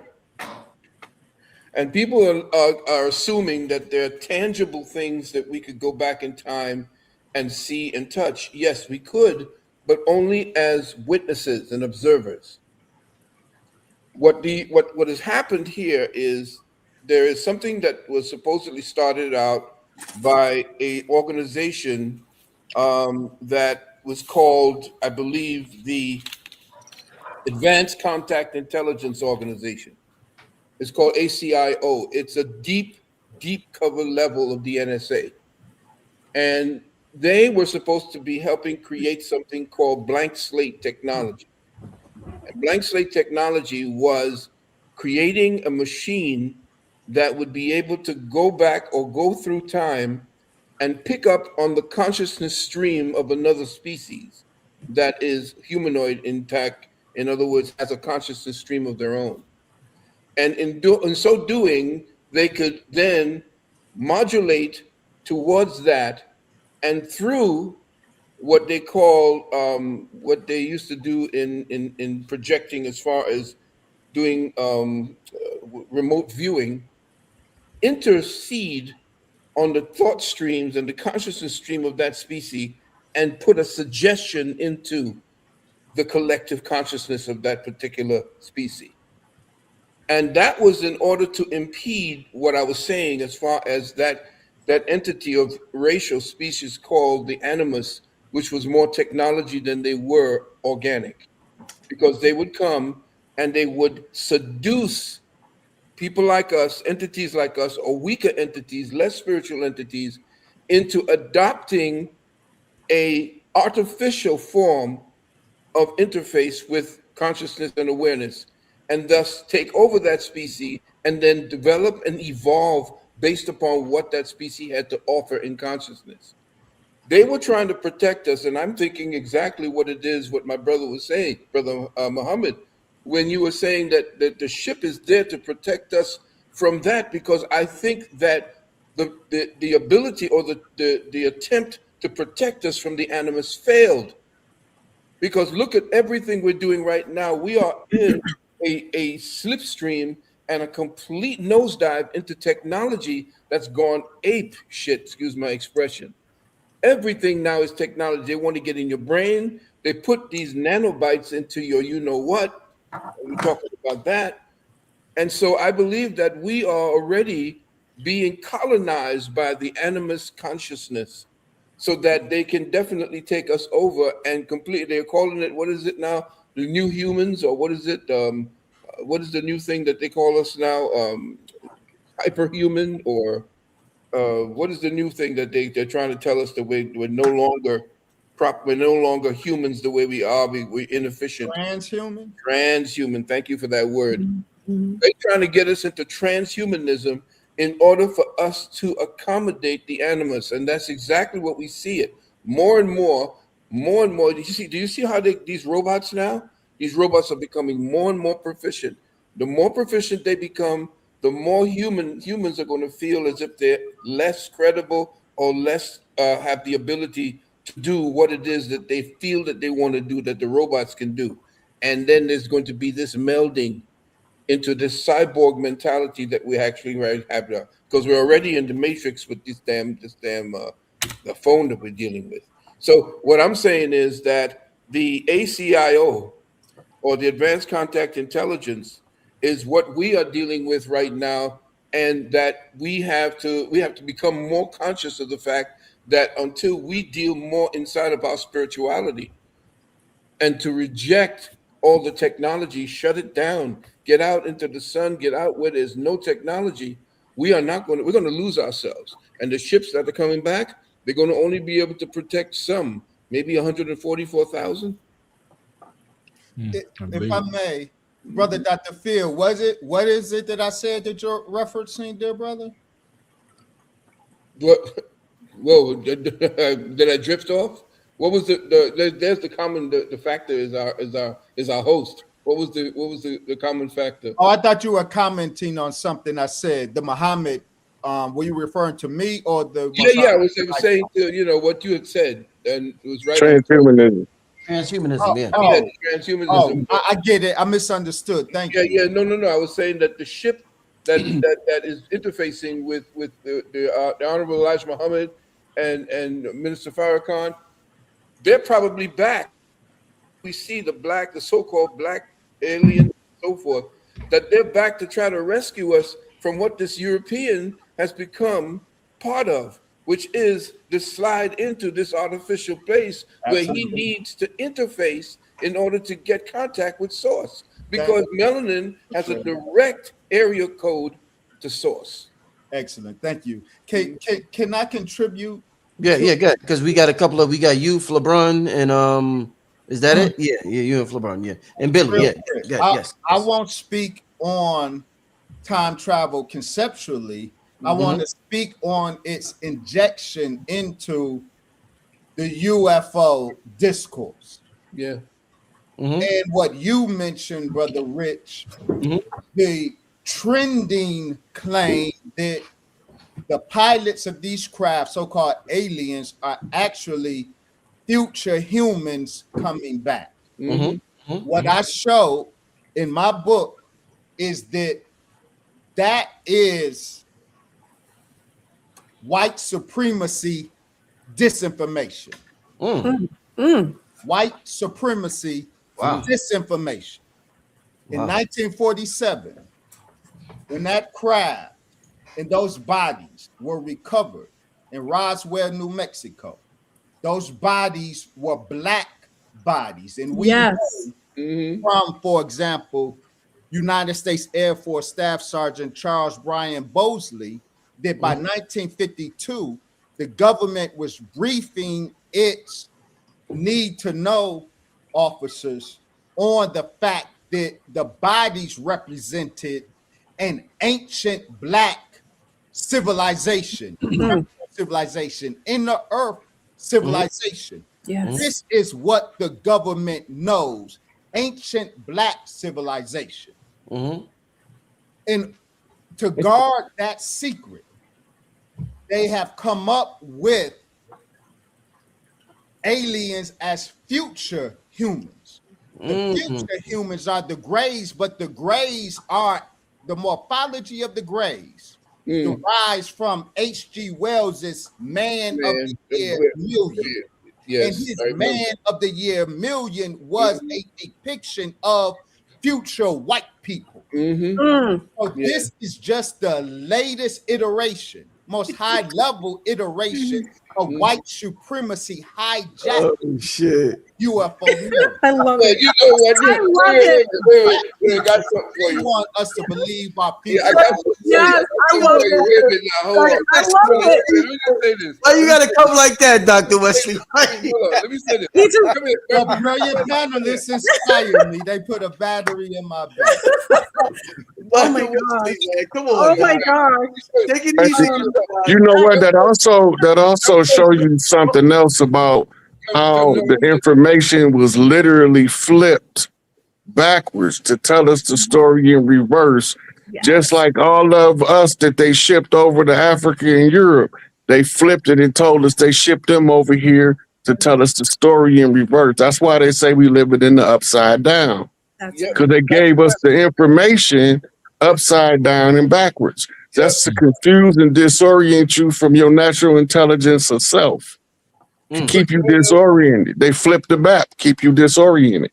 Doc, And then they son, let me Let me show something to brother Wesley. Yes, sir, Dr. Phil. Do you know that you know you're of a special kind of breed that we come back? Look, you see where that, look, this is we come back. Look at that. Come here, right here. See that right there? Where's yours? You know, right there. We've been branded. We've been branded, brother. Dr. Phil. Yeah, Yes, we've been branded. Every time I look up and see it, there's very few people. I'm so honored. I really am. You're part of it, brother. That's why I wanted to tell you we recognize each other. Hey, that's the science of the black dot in real time, right there, baby. Yeah, facts, man. Facts. Hey, Billy, you want to close out that question on time travel and the grandfather's paradox, Billy Carson? Go ahead, Billy. Yeah. So, I mean, everyone's got it right. You know, first of all, you know, time doesn't exist, clocks exist. Right. And so time is just a construct that we have given ourselves in this third dimension so that we can gain some type of understanding or perception of our reality in a much better way, so we can coordinate and collaborate better. On the deeper level, though, time, multiple timelines exist, just as the brother was talking about earlier. We live in an infinite multiverse of possibilities and infinite parallel realities. So if you're heading down your timeline right now, and there's a timeline where you headed down before you got on this video tonight, where you're moving in the direction of rendezvousing with Brother Rich's podcast. And then at some point, you could have made a conscious decision to click on the link, and then you fractured time and you headed to this podcast. But there's also another version of you that still exists that never clicked on the YouTube link and is heading off in a totally different direction. Every time we take a conscious thought and we act on it, we manifest an alternate fractured timeline. So infinite timelines exist. In quantum physics, it's called superposition, and everything exists in superposition of one another. Yes. That means infinite possibilities are all happening at the same time. If you were able to make yourself into a higher dimensional being, if you were able to go up to the 4th, 5th, 6th, 7th, 8th dimension and then peer down into the 3rd dimension, you would be able to see the past, present, and future happening simultaneously. They tried to give us an understanding of this in that movie Interstellar, when the main star, his ship broke apart and he was stuck inside of the Tesseract, the 4th dimensional hypercube I talked about in the beginning of the show. Right. He saw his daughter in the house, and she was at different ages in different rooms in the house. So if you can envision yourself in your house, in different rooms in the same house, but at different stages of your life, and just take your mind outside of space and time and look back down at yourself and look at yourself in your house in different stages. That's a sliver of what we can come up with to understand how higher dimensional thinking is, how multidimensional thinking is, how perception of reality is. The reason why there's this all-knowing, omnipotent, and omniscience that exists throughout the known multiverse is because in higher dimensions, this dimension gives you all the information simultaneously. From our perspective, locked in and fully immersed in this 3rd dimensional reality, we're not realizing that we're fracturing timelines, that we're creating alternate realities just by a formula that I, laid out. It's not that it's a formula that never existed. It's just I laid it out in a way that we can help ourselves understand it. It's CT multiplied by A equals M. Conscious thought multiplied by action equals manifestation. And every time we go through that process, we fracture timelines. Now, there is a brother, a quantum physicist, who discovered a way to send data into the past. He wanted to build a time machine to go into the past because his father died when he was young, and he wanted to be able to go back and see his father, and that sent him on a lifelong journey to try and build this time machine. He's been featured on Discovery Channel and Neil deGrasse Tyson show and everything else. His first name is Ronald. His last name is Millett, Ronald Millett. And what he's done is he built this lattice of lasers that go counterclockwise. And as so far, it seems that they've been able to send data packets back in time. But to what timeline?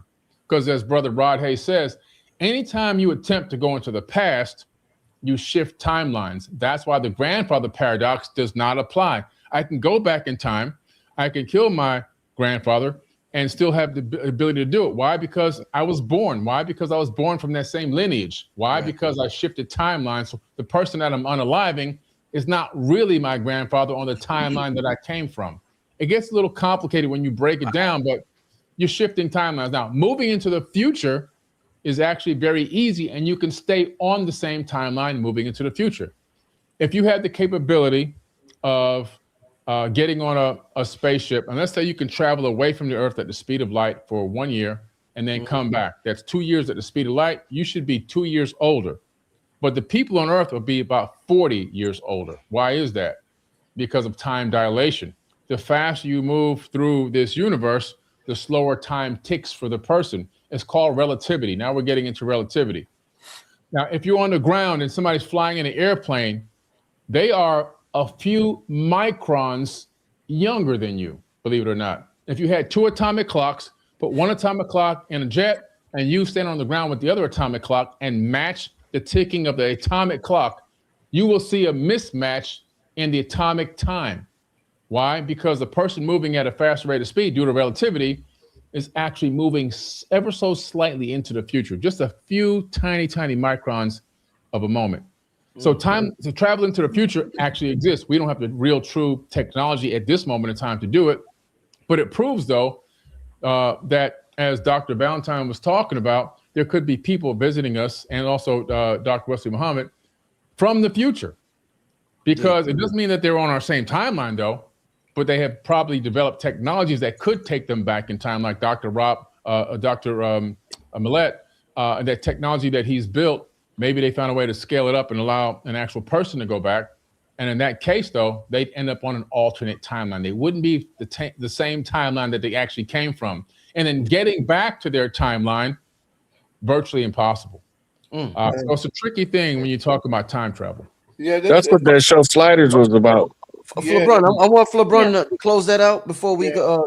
Close it out, LeBron. Well, my concept of time is that we are living in a multiverse, and we do understand that if you've ever watched anyone who remote views, it's very difficult for them to process triangulating specific timelines because it splinters so infinitely that you can't predict the future because there's so many infinite possibilities and probabilities. So with time in itself, to my understanding, is that it overlaps and interdimension, like frequency. Also, a lot of people who say they hack timelines or time space continuums, is that it's almost like they've learned to biohack their bodies, change the frequency, the vibratory frequency of their body, resonate at a certain hue or tone. That's why colors and sound matters. That's why, I used to do it a long time ago. I've been on YouTube a long time, but like a couple of years ago, I used to do time hacking where I would just change the frequency and listen to time. I would do a recession of music, like Michael Jackson, a certain year, go back, listen to a certain music, and I would kind of hack into a certain frequency and timeline to fractal into another dimensional aspect, and it would work. So it is basically like we're in a quantum field, and we're always kind of interfacing with different energies, frequencies. And the concept of time is artificial only in that our perception of it makes it a reality. So a time in itself, I think it's such a big concept that is really not as perceivable or as congruent as we think. Which is why I was saying to you that the time, when we talk about time signatures, are actually attached to the heartbeat. Our heartbeat is not on a 4/4. Our heartbeat is on a 6/4 and a 6/8. I'm sorry, and that 6/8 essentially is very important in how we actually time code the area or the destination that we wish to go to. So where we have to deal with time, the reason why we have a 6/8 pulse and why everything pulses, our breathing is a pulse, the heart is a pulse, everything that we deal with, we're dealing in twos. And essentially, when we're dealing with the twos, that's when we start dealing with all the multiverse and the multi potentials and the multi possibilities. But the heart, this is why the ancestors actually weighed that against everything, because that's what was connected to the mind. That pulse, the universe is pulsing, and you have to find the right pulse if you are going to time travel, because your thoughts have to align not only with the heartbeat, it has to align with the stream of consciousness that's based in your memories and where it is that you wish to project your awareness, to project your perception. So time has to do with an introspection first, because all time is actually registering inside of the avatar. There's nothing out there that says time. It's what the avatar is perceiving. So the avatar has to weigh the heart to understand the balance in what that particular mindset is thinking and where that mindset wants to go in time. And again, thought and time are the same. In fact, the time essentially uses thought and thought uses time. They are the same. They're like frick and frack. They are yin and yang. They don't work without the other. And that's why meditation is so important, because when you meditate, you try to suspend time by going in and letting time and memory go apeshit without you investing any kind of judgment upon what it is that you're viewing. And so when you're dealing with meditation, essentially, you can learn, like learning right now suspends thinking. Most people don't understand. When you are learning, you suspend thought. So when you understand how to learn that what it is that you must do when all the noise and the cricket thoughts, and did I turn off the stove? Did I do all of that? When all that no longer has a great significance in your judgment, then everything thought begins to die out. And that's when you go completely into that area where in direct communication with omniscient presence. You know, in comedic science, there is a time before time. It's called the dream time, the forever time, the septepi. That means that they was living a life that existed without the restrictions of what we refer to as time. Before But form. something happened. Somebody got put to sleep in order for the septepi to be the new dream time. That's the Most High. They say that we are the dream of the Most High. So we went from the forever time to the finite time, from infinite time to finite time. We went from no time to restrictions of time. You know, it's over 40 different calendars operating right now. They call that the sleep of Brahma. They call that the sleep of Brahma. Yeah, so those different timelines, so those 40 different calendars, they telling 40 different dates. But remember, all of our calendars is tethered to a specific event in the historical record as the humans have recorded it today. That's why you got 40 different calendars, because you got 40 different significant events. In Islam, they come from the Hijra. Mine says 3 calendars. Yeah. You know what I want to ask y'all is one of the things about studying history where I be like, sometimes I be like, you know, you got but so much time. We're talking about so much time in a day. You got to choose wisely where you want to put that time. Sometimes when it comes to studying history versus come to just building things, I'd be like, man, I ain't got time to study this history, the Morse history, that. It's so time consuming. And sometimes I feel as though I'll analyze it and I say to myself, I say, if something happened on the show today, there will be 20 different accounts of what happened next week. Just within 7 days, there will be 20 different accounts of what happened today. So imagine 1,000 years. Imagine if something happened 1,000 years ago, how many different accounts come up on the scene? If just in 1 week, there's 20 different accounts. Imagine 1,000 years. That's hundreds of thousands, millions of accounts of something that may have never existed. So I'm like, damn, I got to be careful about how I use my time and what I'm studying. And what I want to ask you about right now is when I hear about our ancestors, oh, they focus on oral history. Because of what I just said, do you think we messed up by relying on oral history instead of being logical and writing everything down? Because if I write down my will, my woman and my children can't fuck it up because it's written down. They can't say he said this. It's written down. So do you think we messed up with oral history? And do you think if we're so spiritual, why didn't we just write everything down to avoid all the confusion? We did. It's all over. They buried it. They destroyed it. They chopped off the nose. They did everything they could to destroy it. Yes, they did. And if you look at what it is that they did, we had the shamans accessing the Akasha. If you access the Akasha, you can access this information, and it comes through me, and I might say it in Japanese, and that has a whole other perception. But they were saying the same thing, just like you were saying. Just like Brother said, they were saying the same thing.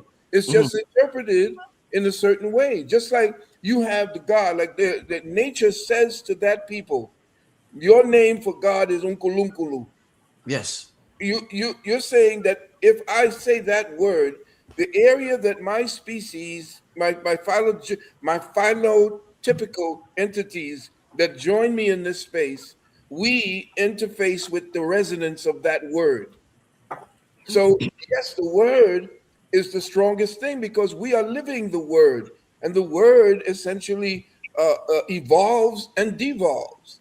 The word, they say in the beginning was the word, and the word was with God, and the word was God.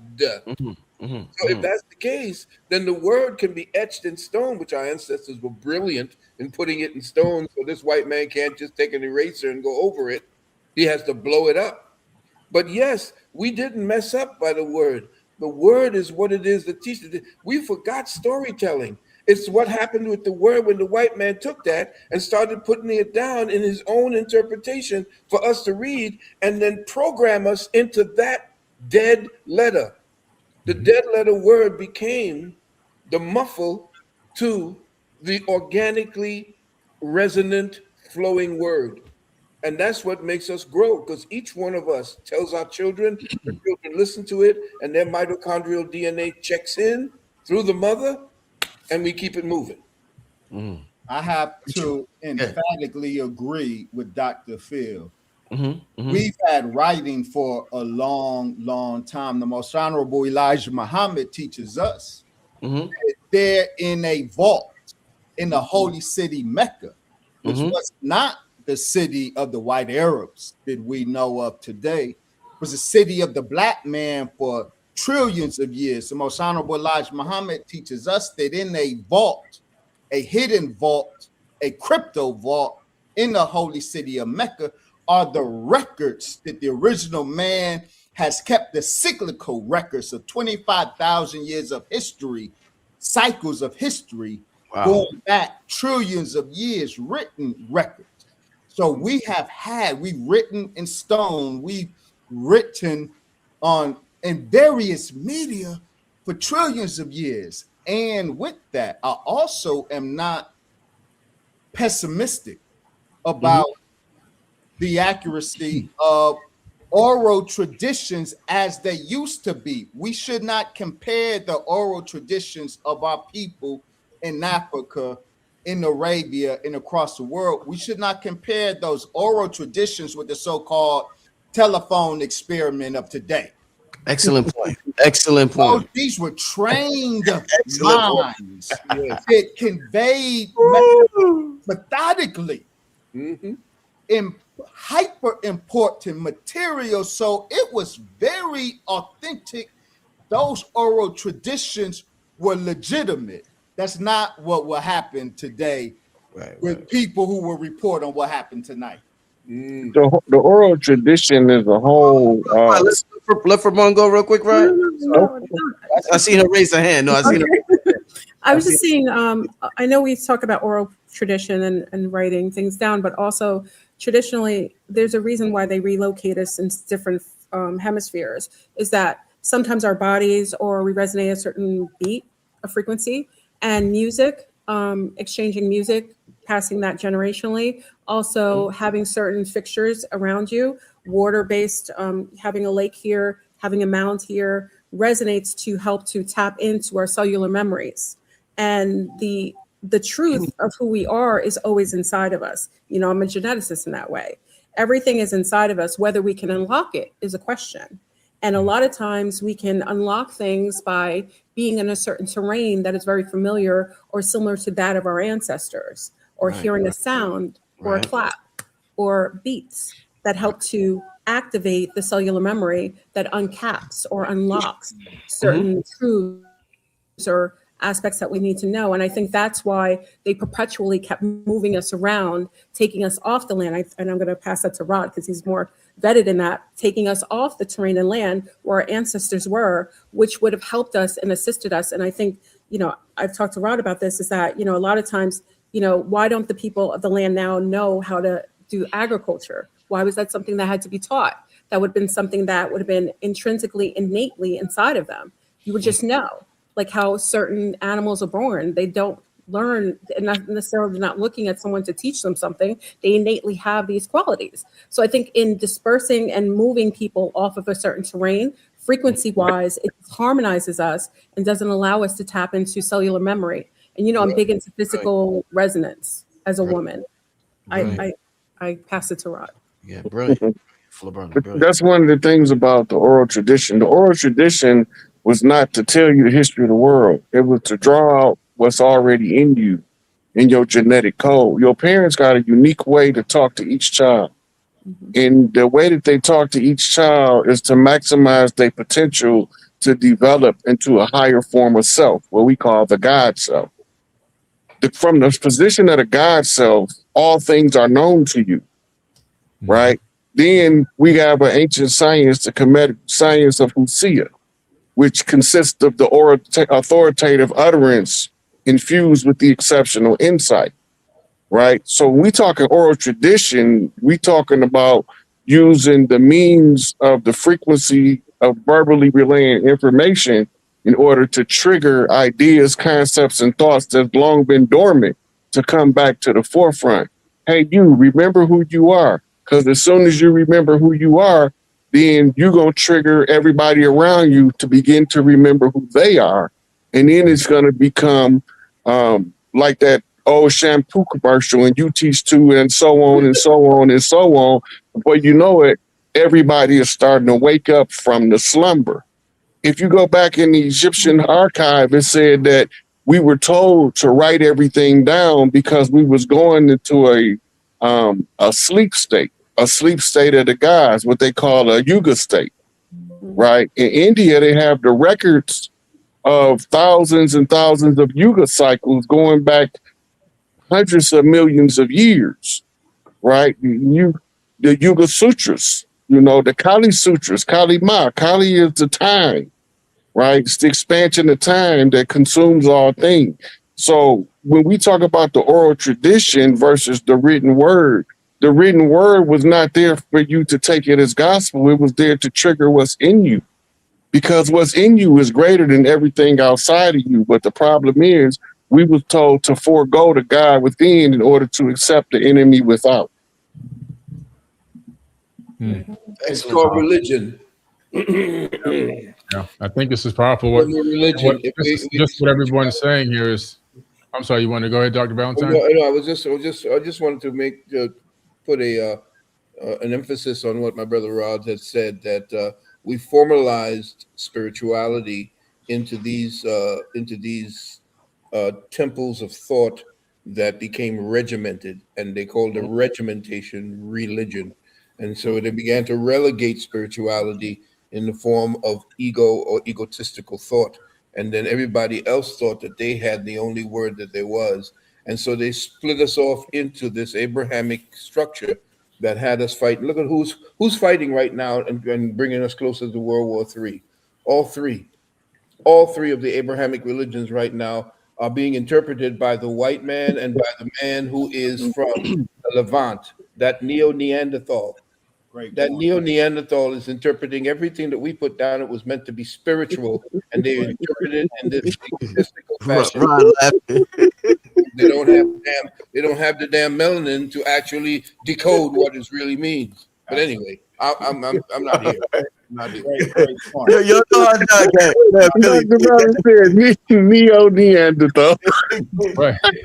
Great powerful point. Well, Dr. Valentine's got a valid point, though. I mean, what we're really understanding is this. When you look at the people of melanin around the world as a whole, you discover overall that we're the most kind, loving, caring, and peaceful people that have existed in quite some time. It doesn't mean we never had wars. It doesn't mean we've never, had situations. But if you just look at the stories in his story, when they show up on the coastlines of these islands, of these continents, what happened in every single case scenario? The inhabitants there, the indigenous peoples, always offered help, assistance, food, shelter, whatever you need. We got it. We got you. We love you. We're here to help you. We're peaceful and loving people. And so when these people saw that, unfortunately, instead of seeing it as a strength, they saw it as a weakness. And they decided to take advantage of our gentleness. The only reason why there are people on the news, in terms of people of color on the news, in shootings and fighting and things like that, or theft, is simply because of one thing and one thing only. Actually, two things. The first thing is we're living in that typically happens in areas where resources are scarce. And so it's a battle over resources, inner city scarcity, but a scarcity mindset that's been programmed into us. And then the second reason is only 5 companies own all the media, and all of those companies are owned by Mossad in Israel. Mm-hmm. And so we're dealing with a very skewed perception of reality. Even all of our school books were written by Ghislaine Maxwell's father. And all the books that we've been learning the whole time growing up from elementary all the way up have been brainwashing us into a particular perception of reality that didn't really exist. Again, his story. Mm-hmm. And so Black people are some of the most kindest, lovingest people that existed on this planet. It's just a fact. You look at the Dogon tribe in Mali, Africa, no police force, no prisons. If there's a disagreement, an elder gets involved, he negotiates the settlement. And after that moment that is settled, it's never spoken of again. Mm-hmm. There's no aggression, there's no fighting, there's no theft, there's no unaliving, and there's definitely no Epsteining going on either. Mm-hmm. And so it's just a small example of the power of the culture and the fact that we have been taken over. If you want to look at the planet as a whole, and this is no shot to any white people that are watching, I'm just labeling actual facts. Yes, I'm just only talking facts here, and I want people to really evaluate this planet on a global scale. We begin to take a look at who's writing these laws into Congress, who's writing these laws in the Senate, who's writing these legislations, who's signing most of the executive orders that have ever existed, right? Most, not all, but most. Who is running the Fortune 500 corporations that are poisoning the oceans and dumping toxic chemicals in the soil? Who is wearing $10,000 suits, sending young, brown, and poor people to go fight battles across the ocean when they dodge the draft 5 times themselves? Who are wreaking all the havoc on the planet almost 24/7, and every time you turn around, it's another situation going on. These crazy battles over megalithic resources for power, control, domination, and money, and to control the GDP of entire countries. It's not us. It's just not us. Mm. So at the end of the day, what I'm saying can easily be proven just by opening your eyes and taking a look at the geopolitical situation that's happening in this exact moment. They have white people unaliving white people in broad daylight on TV. It's out of control. Yeah. Crime is just out of control right now. Dr. Carol Bond said that melanin was the mellow molecule. He said that melanin is the Like mellow molecule. the empathy molecule? Empathy, you mean? Like No, empathy? the mellow molecule. He said Okay. because Mellow. mellow, MELLOW. In other words, if you got the melanin, you don't have the strife, you don't have the stress. And what has happened is, what's her name? Lana Cantrell said that the problem with so-called white people is that they cannot convert oxygen properly, which is why they use a lot of alcohol. The alcohol helps them to break down and to be able to, in their particular physiology, be able to transmute what they call ferrous iron into heme iron, which is the iron that carries the oxygen molecule. So every time you see a movie, there's somebody pouring a goddamn drink, excuse my expression, to be drinking. They always say, "You want to drink?" And he says, "Open up a scene. Come in and sit down. Do you want to drink?" They're constantly drinking simply because, and it didn't work for the so-called people that they gave it to when they started giving the alcohol to the so-called indigenous Americans. Their physiology couldn't stand it. Plus, I'll close with this one. Melanin has the ability to extract color from food, which is so necessary because when you have all these different fruits and vegetables, we didn't just take the nutrients from it. We actually took the color from the food. And in my book, my new book called I shouldn't say it right now because everybody's been asking me, but the Book of the Earth itself, I call what you see in the real coal-black brothers and sisters, when you see them, they have this color, green or red or blue. They're so black they look blue, or they're so black you can see green actually beaming from them. I call that prismatic melanin. That melanin, called prismatic melanin, is the way that you felt their emotions. The emotions would come to the surface, and wherever it was registered, that particular chakra would broadcast to the surface, and you'd see it on their skin. I got one more question before we end the conversation tonight. And yes, we have to end it. I've had these individuals on for about 2.5 hours, so I want to thank everybody once again for this panel. I mean, amazing panel. I mean, amazing. Oh man, when you do a panel like this, sometimes you say, "Wow, what's going to happen?" And wow, this was amazing. So I want to close with the idea of these ships that they continuously talk about being cigar shaped. These ships being cigar shaped. And I seen a gentleman on TikTok talk about how the cigar shape also reminds him of the submarine shape. And one thing Phil is LeBron is like, yeah, I know LeBron know where I'm going. She know where I'm going. One thing Phil always talks about is our ear. We're in, fish don't know they're in water. That's right. So let's say we fish. We don't know we're in water. We don't know we're in water. So I want to talk to you about the idea of these UFOs, cigar-shaped ship, and the similarities between it and the submarine technology. Maybe if we study submarine technology, we will understand UFO technology better, being that it's just different states of water. So let's have a thorough understanding of water and technology for this last question with UFOs and submarines and everything being water in different states. Let's go, family. Come on. Who got first? Water come in 3 states: solid, fixed, and mutable. It's a liquid, which is immutable. It's a steam, which is a gas. It's an ice, which is a solid. So to understand any kind of travel, we have to be able to consider the fact that we moving through the waters, right? And moving through the waters, that's going to give us an understanding of maybe we are mermaids and don't even know it yet. Whoa. Like the concept Hey, is you out plasma. here? You crazy, Rod? You crazy, Rod? The concept is also, I wanted to add plasma in, plasma out. You come through the birth through the womb with saline water. If you study the molecular structure, the compounds that are in the firmament, I think Phil Valentine was talking about that earlier. They call it blue ice.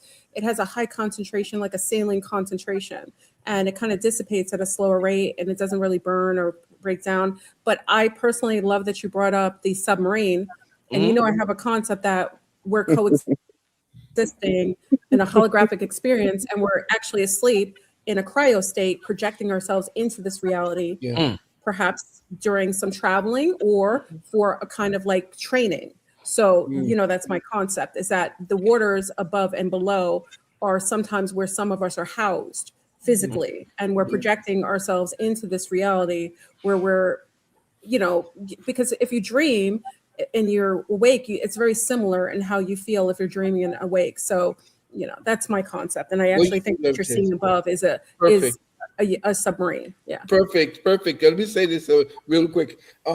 We are projections. Everything about this avatar is a projection into the density that we call third density or the third dimension.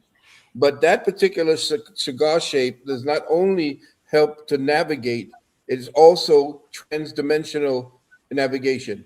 It's easier to go through the sun that way, in that particular shape, from one reality to the other sun in another dome. Cigar shape? So when you A solar suppository. in Yes. other words, a solar suppository. So what you need to do is it's much easier to go through the Stargate to deal with the Stargate through that particular entity. When you're starting to deal from that, it's easier to go through the Stargate in that shape. And the ones that we see usually come off of those little small cylindrical ones, usually come off the big cigar shaped one. Excellent. Yes, brother. If I may, Yes, sir. if I may, I love all of what I'm hearing about water. I want to say something about the so-called cigar shaped UFO. It's important that we understand the history of that description, and we have to distinguish the historical descriptions in the ufological literature the record of the cigar-shaped UFO. We have to distinguish today's cigar-shaped UFOs from that. Yes. Because as I demonstrate in my book, Chariots of the Black Gods, the Most Honorable Elijah Muhammad described these wheels, what the world, the authentic UFOs, the authentic craft called UFOs, are the wheels that the Most Honorable Elijah Muhammad revealed to the world, and the world is only now catching up to him.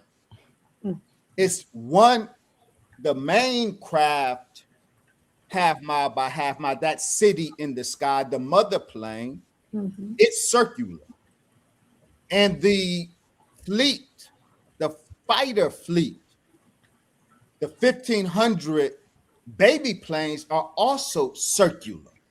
All of these craft are circular. Now, the origin of the cigar-shaped description in the ufological record, the origin of that is witnesses seeing the mothership in profile. In profile, that thick circular craft looks like a cigar. And so it can be demonstrated that all of the earlier descriptions of a cigar-shaped craft with little craft being spit out of it, that's the mother wheel and the baby plane. So the authentic craft are circular.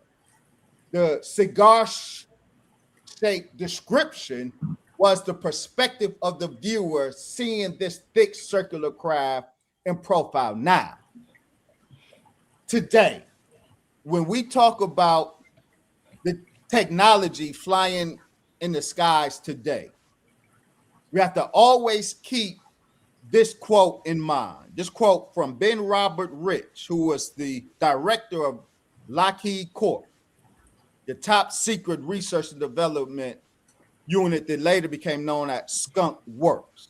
He said something very important. He said there are two types of UFOs. The ones we build, we white people, the ones we build, and the ones they build. So in the skies today, you have a whole bunch of advanced technology Yes. that we take to be authentic UFOs, but they are not. The TikTok UFO, the famous TikTok UFO, I agree with Dr. Steve Greer that TikTok UFO is not divine technology, it's his technology. So I'm not saying that there are no today tube-shaped craft. What I am saying is that the origin of the cigar's description of authentic UFOs did not originate because those craft were actually cigar shaped. It originated because of the profile view of the mothership that was witnessed. Gotcha. Beautiful. That's beautiful. Billy, I think you're the only one left to close out on this question. I think. Yeah. So cigar-shaped UFOs. And the submarines and the water and the whole water thing. Yeah. Yeah. Well, you look at the water. First of all, you look at the fact that most of the people training to be astronauts all came from the Navy. So they sailed across the water on ships, and then now they're trying to put it in spaceships, right?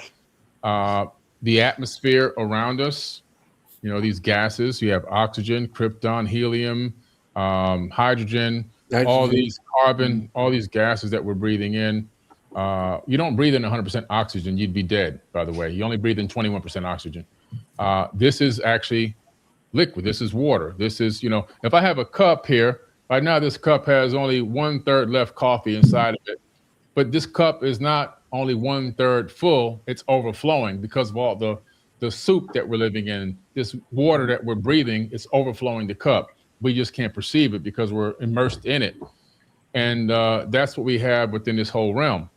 But what's interesting about the fact that they understood, the scientists understood that above and below is still the same. As above, so below. We're still living in this fluid. Quantum physicists now and astrophysicists are now talking about the fact that the universe itself is also this giant fluid, energetic fluid that's connected. But there's something interesting that I read in reference to the cigar-shaped spaceship. If you go to Amazon.com, you can buy Ronald Reagan's former president, Ronald Reagan, who's now deceased, his diary from Amazon. It's also available if you walk into the Library of Congress in Washington, D.C. I'm not going to read this whole thing. I'm going to read just one, 2 sentences of it. Right. He was talking about this cigar-shaped object. He said, I had lunch with 5 top space scientists. This is Ronald Reagan speaking. This is when he was president. I had lunch with 5 top space scientists. It was fascinating. Space truly is the last frontier, and some of the developments there in astronomy, etc., are like science fiction, except they are real. I learned today that our shuttle capacity is such that we could orbit 300 people. And in this, if I kept reading, in this, he's referencing this cigar-shaped object. So I have never seen an object that can orbit 300 people.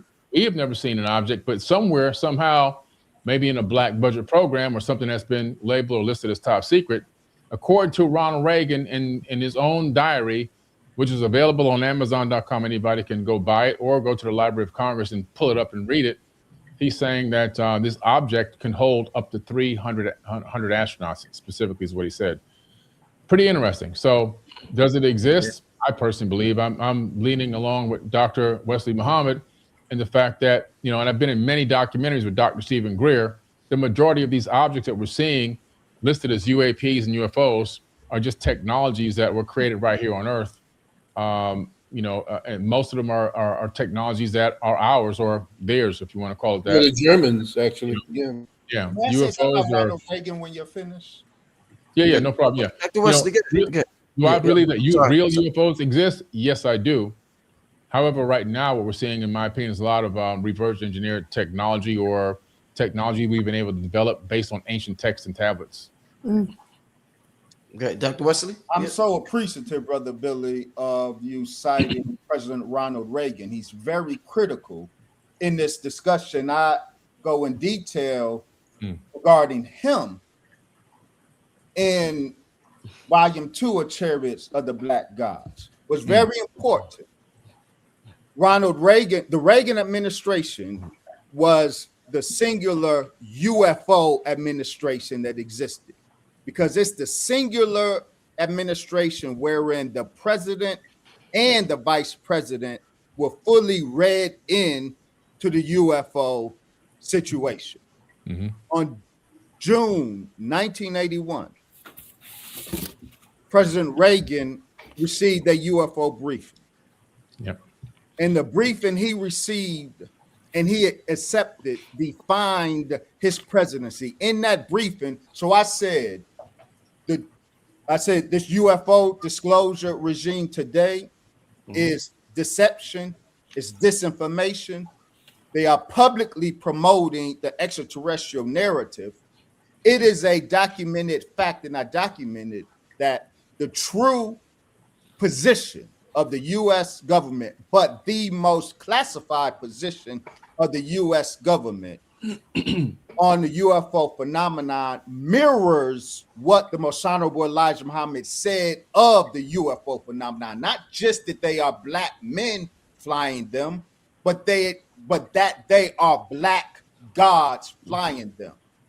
Ronald Reagan, in his June 1981 briefing, received a briefing detailing that very fact, detailing the UFO phenomenon in a way that mirrors what the Honorable Elijah Muhammad said about it.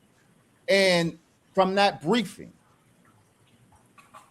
his administration, President Reagan and Minister Farrakhan in the 80s formed a dyad. They both shared a forbidden knowledge on the reality of the UFO phenomenon. Minister Farrakhan was deemed a disclosure threat because what Reagan knew in classified settings, Minister Farrakhan was openly revealing in stadiums to thousands of black people. And when he revealed having been to the wheel in 1985, he publicly revealed it in 1986. That defined, he touched a classified nerve with the Reagan administration because President Ronald Reagan and Vice President George Bush, former head of the CIA, they knew from their classified briefings that what the Honorable Minister Farrakhan was saying to thousands of black people was true, and they deemed him a disclosure threat. That was a very important history. And the last thing I would say is the alien disinformation campaign begins in earnest in the late 80s. And it was to a degree in response to the Honorable Minister Farrakhan as the chief disclosure threat in the eyes of the UFO administration, the Reagan administration. And so when Reagan went before the United Nations in 85 began conditioning the people of an alien threat, he knew and he accepted that these beings were not aliens, they were not extraterrestrial, they were ancient black gods. The briefing he received in June 1981 alerted him to that fact. He knew that fact, but the public presentation of aliens, his aliens, were the Most Honorable Elijah Muhammad's angels. That's interesting you said that because it was when I remember Reagan in 85 saying that just imagine if the threat of an extraterrestrial people came down, where we could bring everybody together into a whole new world order. That's what he said. And he knew the threat was coming from in the earth, not out of space. No, it's from in the earth. And that's why all these tunnels, even under the oceans, exist right now. They were dealing with maglev transportation for a very long time. Very good. And also there was, just to add real quick, I'm not going to be long, is, a couple years ago, I had a officer give me some information on a briefing that some of them had gotten talking about certain kind of melanated beings, people, men, that were displaying certain kind of abilities that were not known or not normal. And I remember having it. I probably have it on my hard drive. They deleted my video for it, but I put it back up. And the briefing just basically told them, shoot on sight. Do not hesitate, because whatever ability they had, once they ignite, there's nothing you can do. They're able to get into your mind, and they're also able to disarm you. So there was a briefing in New York based on this, and I got this maybe like 10 years ago when a guy came on and gave me that information. That was the shoot first, and that's why that's why we were getting a lot of shootings too. I think some of that was being, and this is just my thought. Yeah, they were doing it more often because there was a briefing about certain kind of interterrestrial or supernatural beings that were showing up that were melanated, purely melanated. The Project Herod, it was called. And they would kill the youth. They would shoot the youth, black youth, because the black youth were dealing with certain Christ-like energies. And they would, and the COINTELPRO was about trying to find that Messiah. So they had a shoot on sight, or at least shoot if you don't know, because you may not be able to get back with your family. So these people were given certain orders, and that's why so many brothers were getting shot. Yes. Just sitting up there, just moving, getting into their wallet, whatever it is. Anything. Yeah. I'm I sorry. said June 81. That briefing was June 82. Not 82. Yeah. Okay. Remember when Ronald Reagan was running for office, one of the things that was part of his platform is the unsealing of the sealed records on UFOs. Yeah. And this was based off an encounter that he had where he seen something take place when he was in the private airplane flying off of the coast of California. I remember, yeah. Right. So Dr. Field referenced the Operation Star Wars speech, where they were setting up the satellite defense system to try to fight them. And I was a little boy at the time, but I remember laughing so hard. And my mama said, "What's so funny?" I said, "They think they can beat God." They actually believe that they got the technological advancement to beat God. God was doing this when Earth was Atlantis.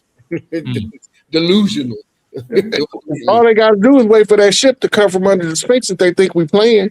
Oh, listen, that's right. And that one ain't gonna come from under. That one won't even be necessary because they first got to deal with the one sitting over the Gulf.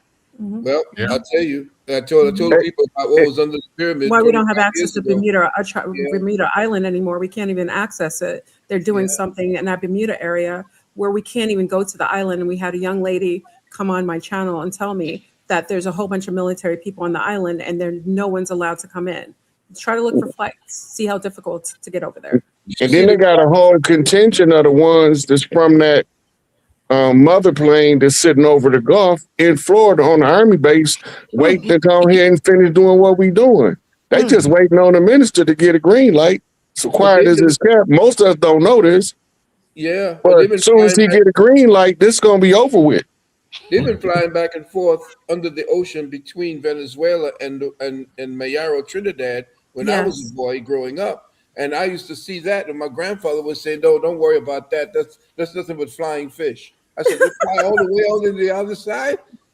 I saw these cylindrical in the night back when we used to go get crabs. When at a certain time in summertime, a whole lot of crabs would come up. We go crab hunting, and I saw this damn thing come right out of there, silver thing, shoot right out the ocean. And when I asked my grandfather, I said, "What is that?" He said, he didn't want to get into it. I know he didn't.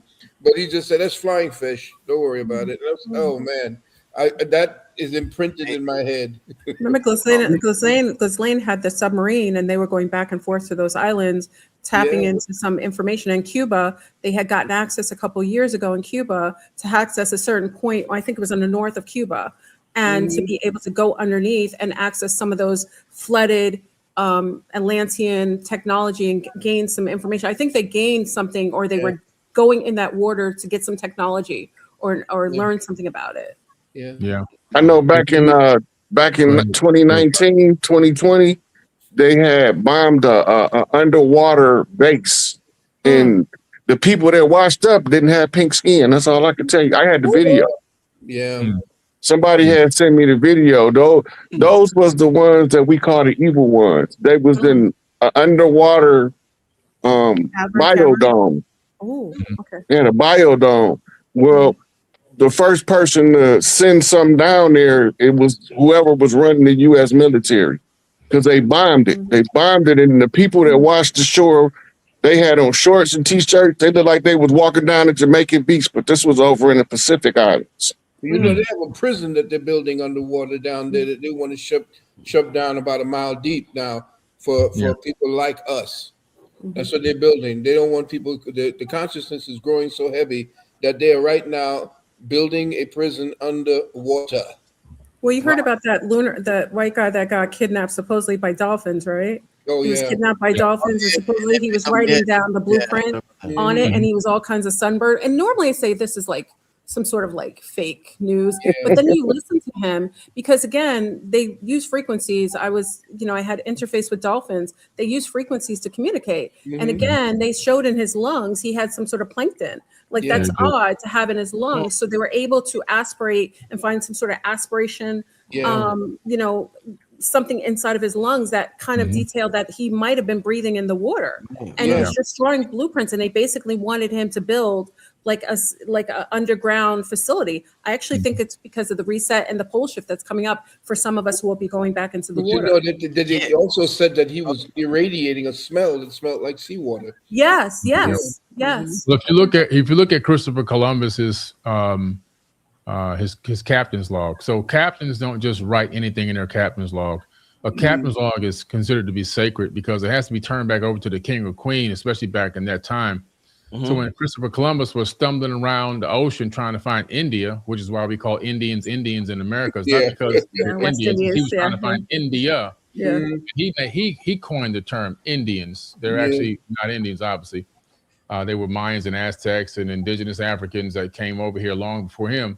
However, on his way over, he details in his captain's log that this object, this massive object, came up out of the ocean, and it was nighttime. It lit up the sky like the sun and went off into the heavens, which means space. We're talking about a USO, unidentified submerged object, coming up out of the ocean and traveling up into the sky and going somewhere. But it was so bright, it lit up the whole sky. Now, this is a time when light bulbs didn't even exist yet. All they had was oil lamps and torches.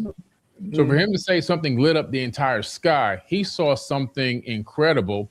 And I'm leaning on the fact that this may be one of these submerged underwater, flying devices. You know, that sounds just like the one William Cooper described that led him down the rabbit hole. When he was on the bow of the ship and that UFO shot out the water. I remember. Most ships are underneath the water, as far as I know. And also they use the salt water, which they deny us and they ban us from doing it. Use hydro, electricity to power their ships. You see them a lot of times funneling water, like seawater, which we can do with our cars, which everybody who's done it, they've killed off. They've killed them off. Exactly. Exactly. All right. What's his name? Look at Rick. Look at Rich. Which is like, I don't know. Let him go freestyle. This is like y'all don't understand how beautiful this is for me to witness this and be a part of this and be like a point guard to what's going on and what happened tonight and seeing at the end, because I know. Listen, I know we all come from different backgrounds. We've studied different schools of thoughts, but for us to gather together, collaborate, even though we may not believe everything the next one says, is so amazing to me. And the fact that we're so in a good space at the end of the show, and we're collaborating and sharing ideas and what we've learned and researched, it's a beautiful thing. And this is a teaching moment for the rest of our community in terms of we don't all have to agree with everything everybody says. But I think that if we are honest with ourselves, and if you're not a part of the Epstein gang, then you should be a part of what we're talking about here. You know what I'm saying? If you're not a part of that gang, then there shouldn't be nothing wrong with what we're saying here tonight. unless you're just lying to yourself. And I'm just elated that at the guests tonight, and what we still got 5,000 people. We have over 5,000 people in the chat, and we've been on for over almost 3 hours, and 5,000 people are still watching live. So that is absolutely amazing. This is a Tuesday night. I want to close out. Everybody, leave your contact information. Anything you got coming up, let the 5,000 people contact you, get in touch with you, and see what you got going on. We can start out with the elder Dr. Phil Valentine. Yes. Thank you very much. I feel so good being the elder Dr. Valentine today. Anyway, it's an honor to share this platform with you, family. Boy, I love you all so much. You have there's a place in my heart for only very few people. And I have actually moved some furniture to gather you guys in so that you can come there and join me right here. I want to say this too. My number 800-847-1291, 800-847-1291. I have a University of Commission Sciences. You can get in contact with me about when we start. It's a 3-month course, and we get deeply into this personal one-to-one. It's part of my philosophy over the last nearly 50 years of doing this. And so as the elder, I've been doing this for a while, and I wanted to put it into a university forum.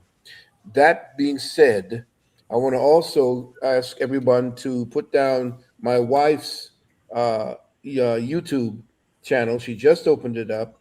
It's a beautiful meditative channel dealing with health and meditation. And it's Dr. Nalani Valentine. Just go up to the site. Lastly, Rich and I are going to do something very special on Patreon coming up towards the end of the month. Hopefully, I'll be finished with everything I'm going to be doing at that point. But on Patreon, I'm going to go ballistic about everything that's happening today. And I'm prayerful that everyone who is here watching, you 5,000 people, please join Rich and myself. I'm going to be doing a mini webinar with everything involved, like I did the last time, with PowerPoint presentation. This should take about 2 hours. I'm hoping that Rich would accommodate me on that, because I got a lot to say. And I want to thank everybody here for allowing me to bask in the presence of all this genius, and especially all this love that you people radiate out to our people. Dua. Beautiful. Who's next? Anybody, who's next? Next in eldership? Let me see. Who's the next one under me older? I don't know. I'm in my mid-70s. I'll just say that. But I'm 54. Who's younger than me? Yeah. I think I'm the old. I think I'm the Billy. So anyway, yes, it's great to be in the elder group. Well, actually, we are all of us on this panel. We are the new ancestors. Yes, sir. And everyone in the live chat, we are the new ancestors. Y'all in the chat, y'all are the new ancestors. So, it's up to us, everyone in the live chat, the 5,000 people watching and supporting and paying attention and learning, and also some of the people in the chat are also intelligent, magnificent people. And I'm honored to be on this panel with all these great minds. And I love the fact that we can all come together and we can find some common ground and have a great conversation. This is a true testament to what I was talking about earlier in terms of us being people of reverence, people of peace, people of calm, and people of also the balance of divine feminine and divine masculine energy. For me, my biggest thing right now, I have so many things going on, but my biggest thing right now is my online academy, the Forbidden Knowledge Academy. It's 4BKacademy.com, 4BK Academy. And you can sign up for 7 days of free mentoring. I'm doing a lot of self-improvement. I have 150 hours of classes up there. And every Tuesday night, like tonight, I do mentoring sessions. I do Q&A. And I have different levels of mentorship within the program as well. But number four, 4BKacademy.com. Thank you, everyone, for listening, and I appreciate you. So I think I'm 53. I don't know if that means I have to echo. This was a beautiful demonstration. And I like the word you used, Brother Rich, a teachable moment. for us as a community. Indeed. All of these brilliant Black minds on display, and there was no single moment of acrimony, of ego, of anything Here. You're here. fractured the Well love. said. Well said. Well I said. admire every single one of you on this panel, and I love every single one of you. I salute every single one of you, and lastly, I am very impressed by each and every one of you. Thank you for inviting your brother to participate. I can be reached simply at wesleymuhammad.com or drwesley.info. I pray that the ancestors, by which I mean Allah, past and present, blesses each and every one of you with continued success and growth going forward. Indeed. All right, who's next? Hey, look, I gotta tell you this.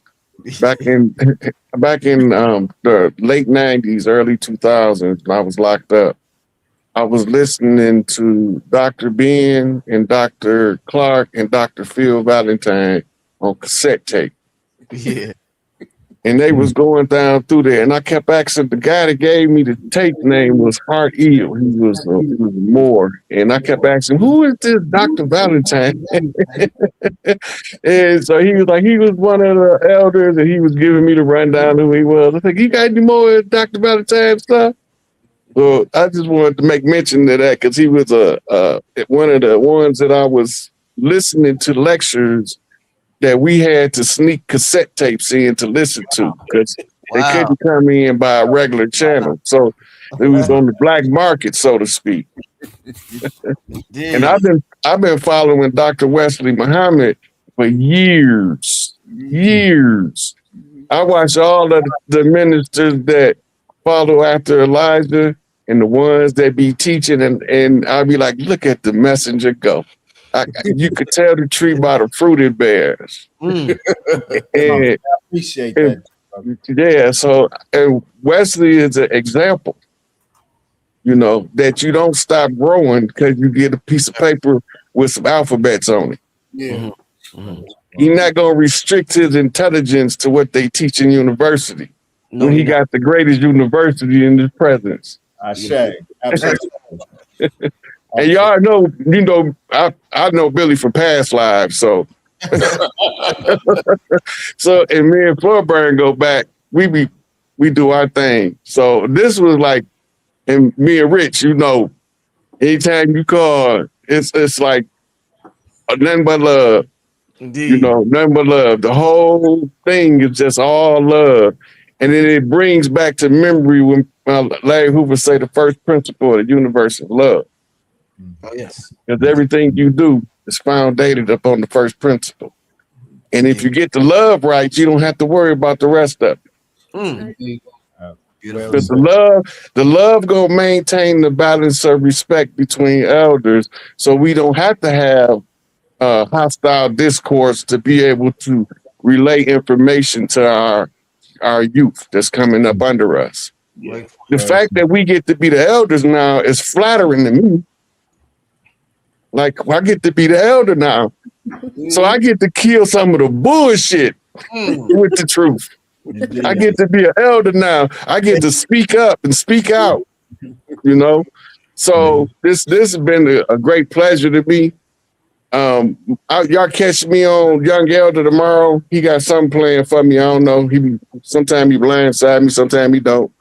But I got Young Elder tomorrow. For a lot of the people that's watching, they already know where that's at. Young Elder on YouTube. Because him and Brother Rich, them brothers been like point guard and power forward with me. I've been playing center the whole time. So I appreciate it, and I appreciate everybody for coming out and listening to what we had to teach for the youth. Thank you, my brother. Flabrun? Yes. I want to thank you, Brother Rich, because I can be a little feisty. I'm so grateful you invited me on tonight. I think I behaved myself. right? I'm really grateful to be on the platform and the panel with some incredible speakers and knowledgeable gentlemen. I really appreciated being here. Many people know me. I've been on YouTube since 2011, as a contactee of the Andromedans, as my Lyrian brother knows. I really appreciate just sharing. It's a rare moment where I can kind of like go back and forth with those of a higher mind and a higher knowledge, and it's phenomenal. And I think it's wonderful for our youth to see this camaraderie and to have me as a female on this panel. I'm really grateful. So thank you for that. And you guys know where I am. I'm Fleur Boone. You can see me anytime during the week talking about whatever. And also you can join us on Patreon. My Zumbies, let me get a shout out to my Zumbies. It's like we're the mom and abuelitas. We're on all night on Zoom. It's like the pajama party that keeps going. We talk about aliens. We talk about everything. So my Zumbies, I'll be on with them after I put my nightie on. Y'all gonna be talking tonight. We go all night, y'all. So don't come to Patreon to my Zumbie unless you're about that life. We stay on all night. We're a whole bunch of amazing people who are just high-minded and like to, again, imagine your aunties and your moms like getting together, like sitting together and jiving all night, talking about like metaphysics and quantum, and like we're hanging out. We do that like 48 hours. So don't come if you're not about that life. But thank you again, gentlemen. Thank you for hosting me. I appreciate it. Indeed. Yeah. Well, I tell you, I do 12-hour lectures anyway, right? Yes. You may find me there. Come on in. Who's next? Billy? Billy, are you? I did it already. Billy did it. Everybody did it. Everybody? Okay. Yeah. You need a nap. Go take a nap, man. You need a nap. Listen, man. Wow. I mean, what a show, family. What a show. I'm extremely excited. Once again, thank you to Rod Hayes, Dr. Phil Valentine, Billy Carson, Dr. Wesley Muhammad, and Flebron on this magnificent show. The Alien Disclosure, the Melanin Universe edition. I want to thank everybody for tuning in. We had about 5,000 consistent listeners for the last hour, 2 hours. So I want to thank everybody for tuning in. With that being said, we're getting out here. Everybody have a good night, and I will see y'all tomorrow. God bless. Peace. Peace. All right.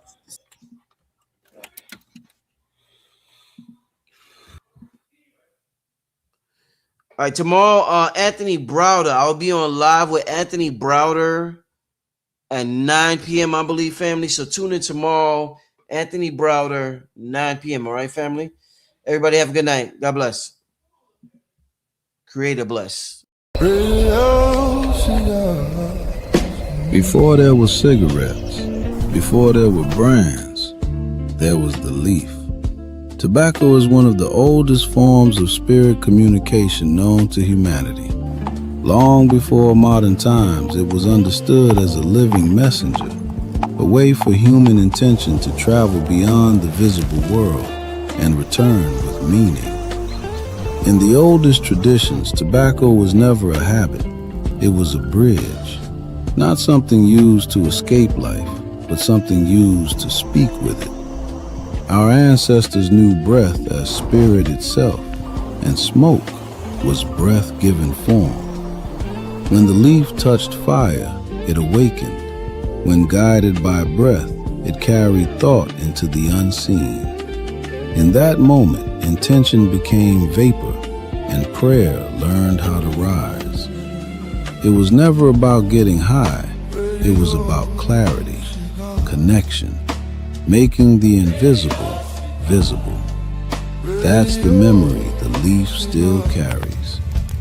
Radio Cigars. Radio Cigar. Radio Cigar. Radio Cigar. Radio Cigar. Cigar.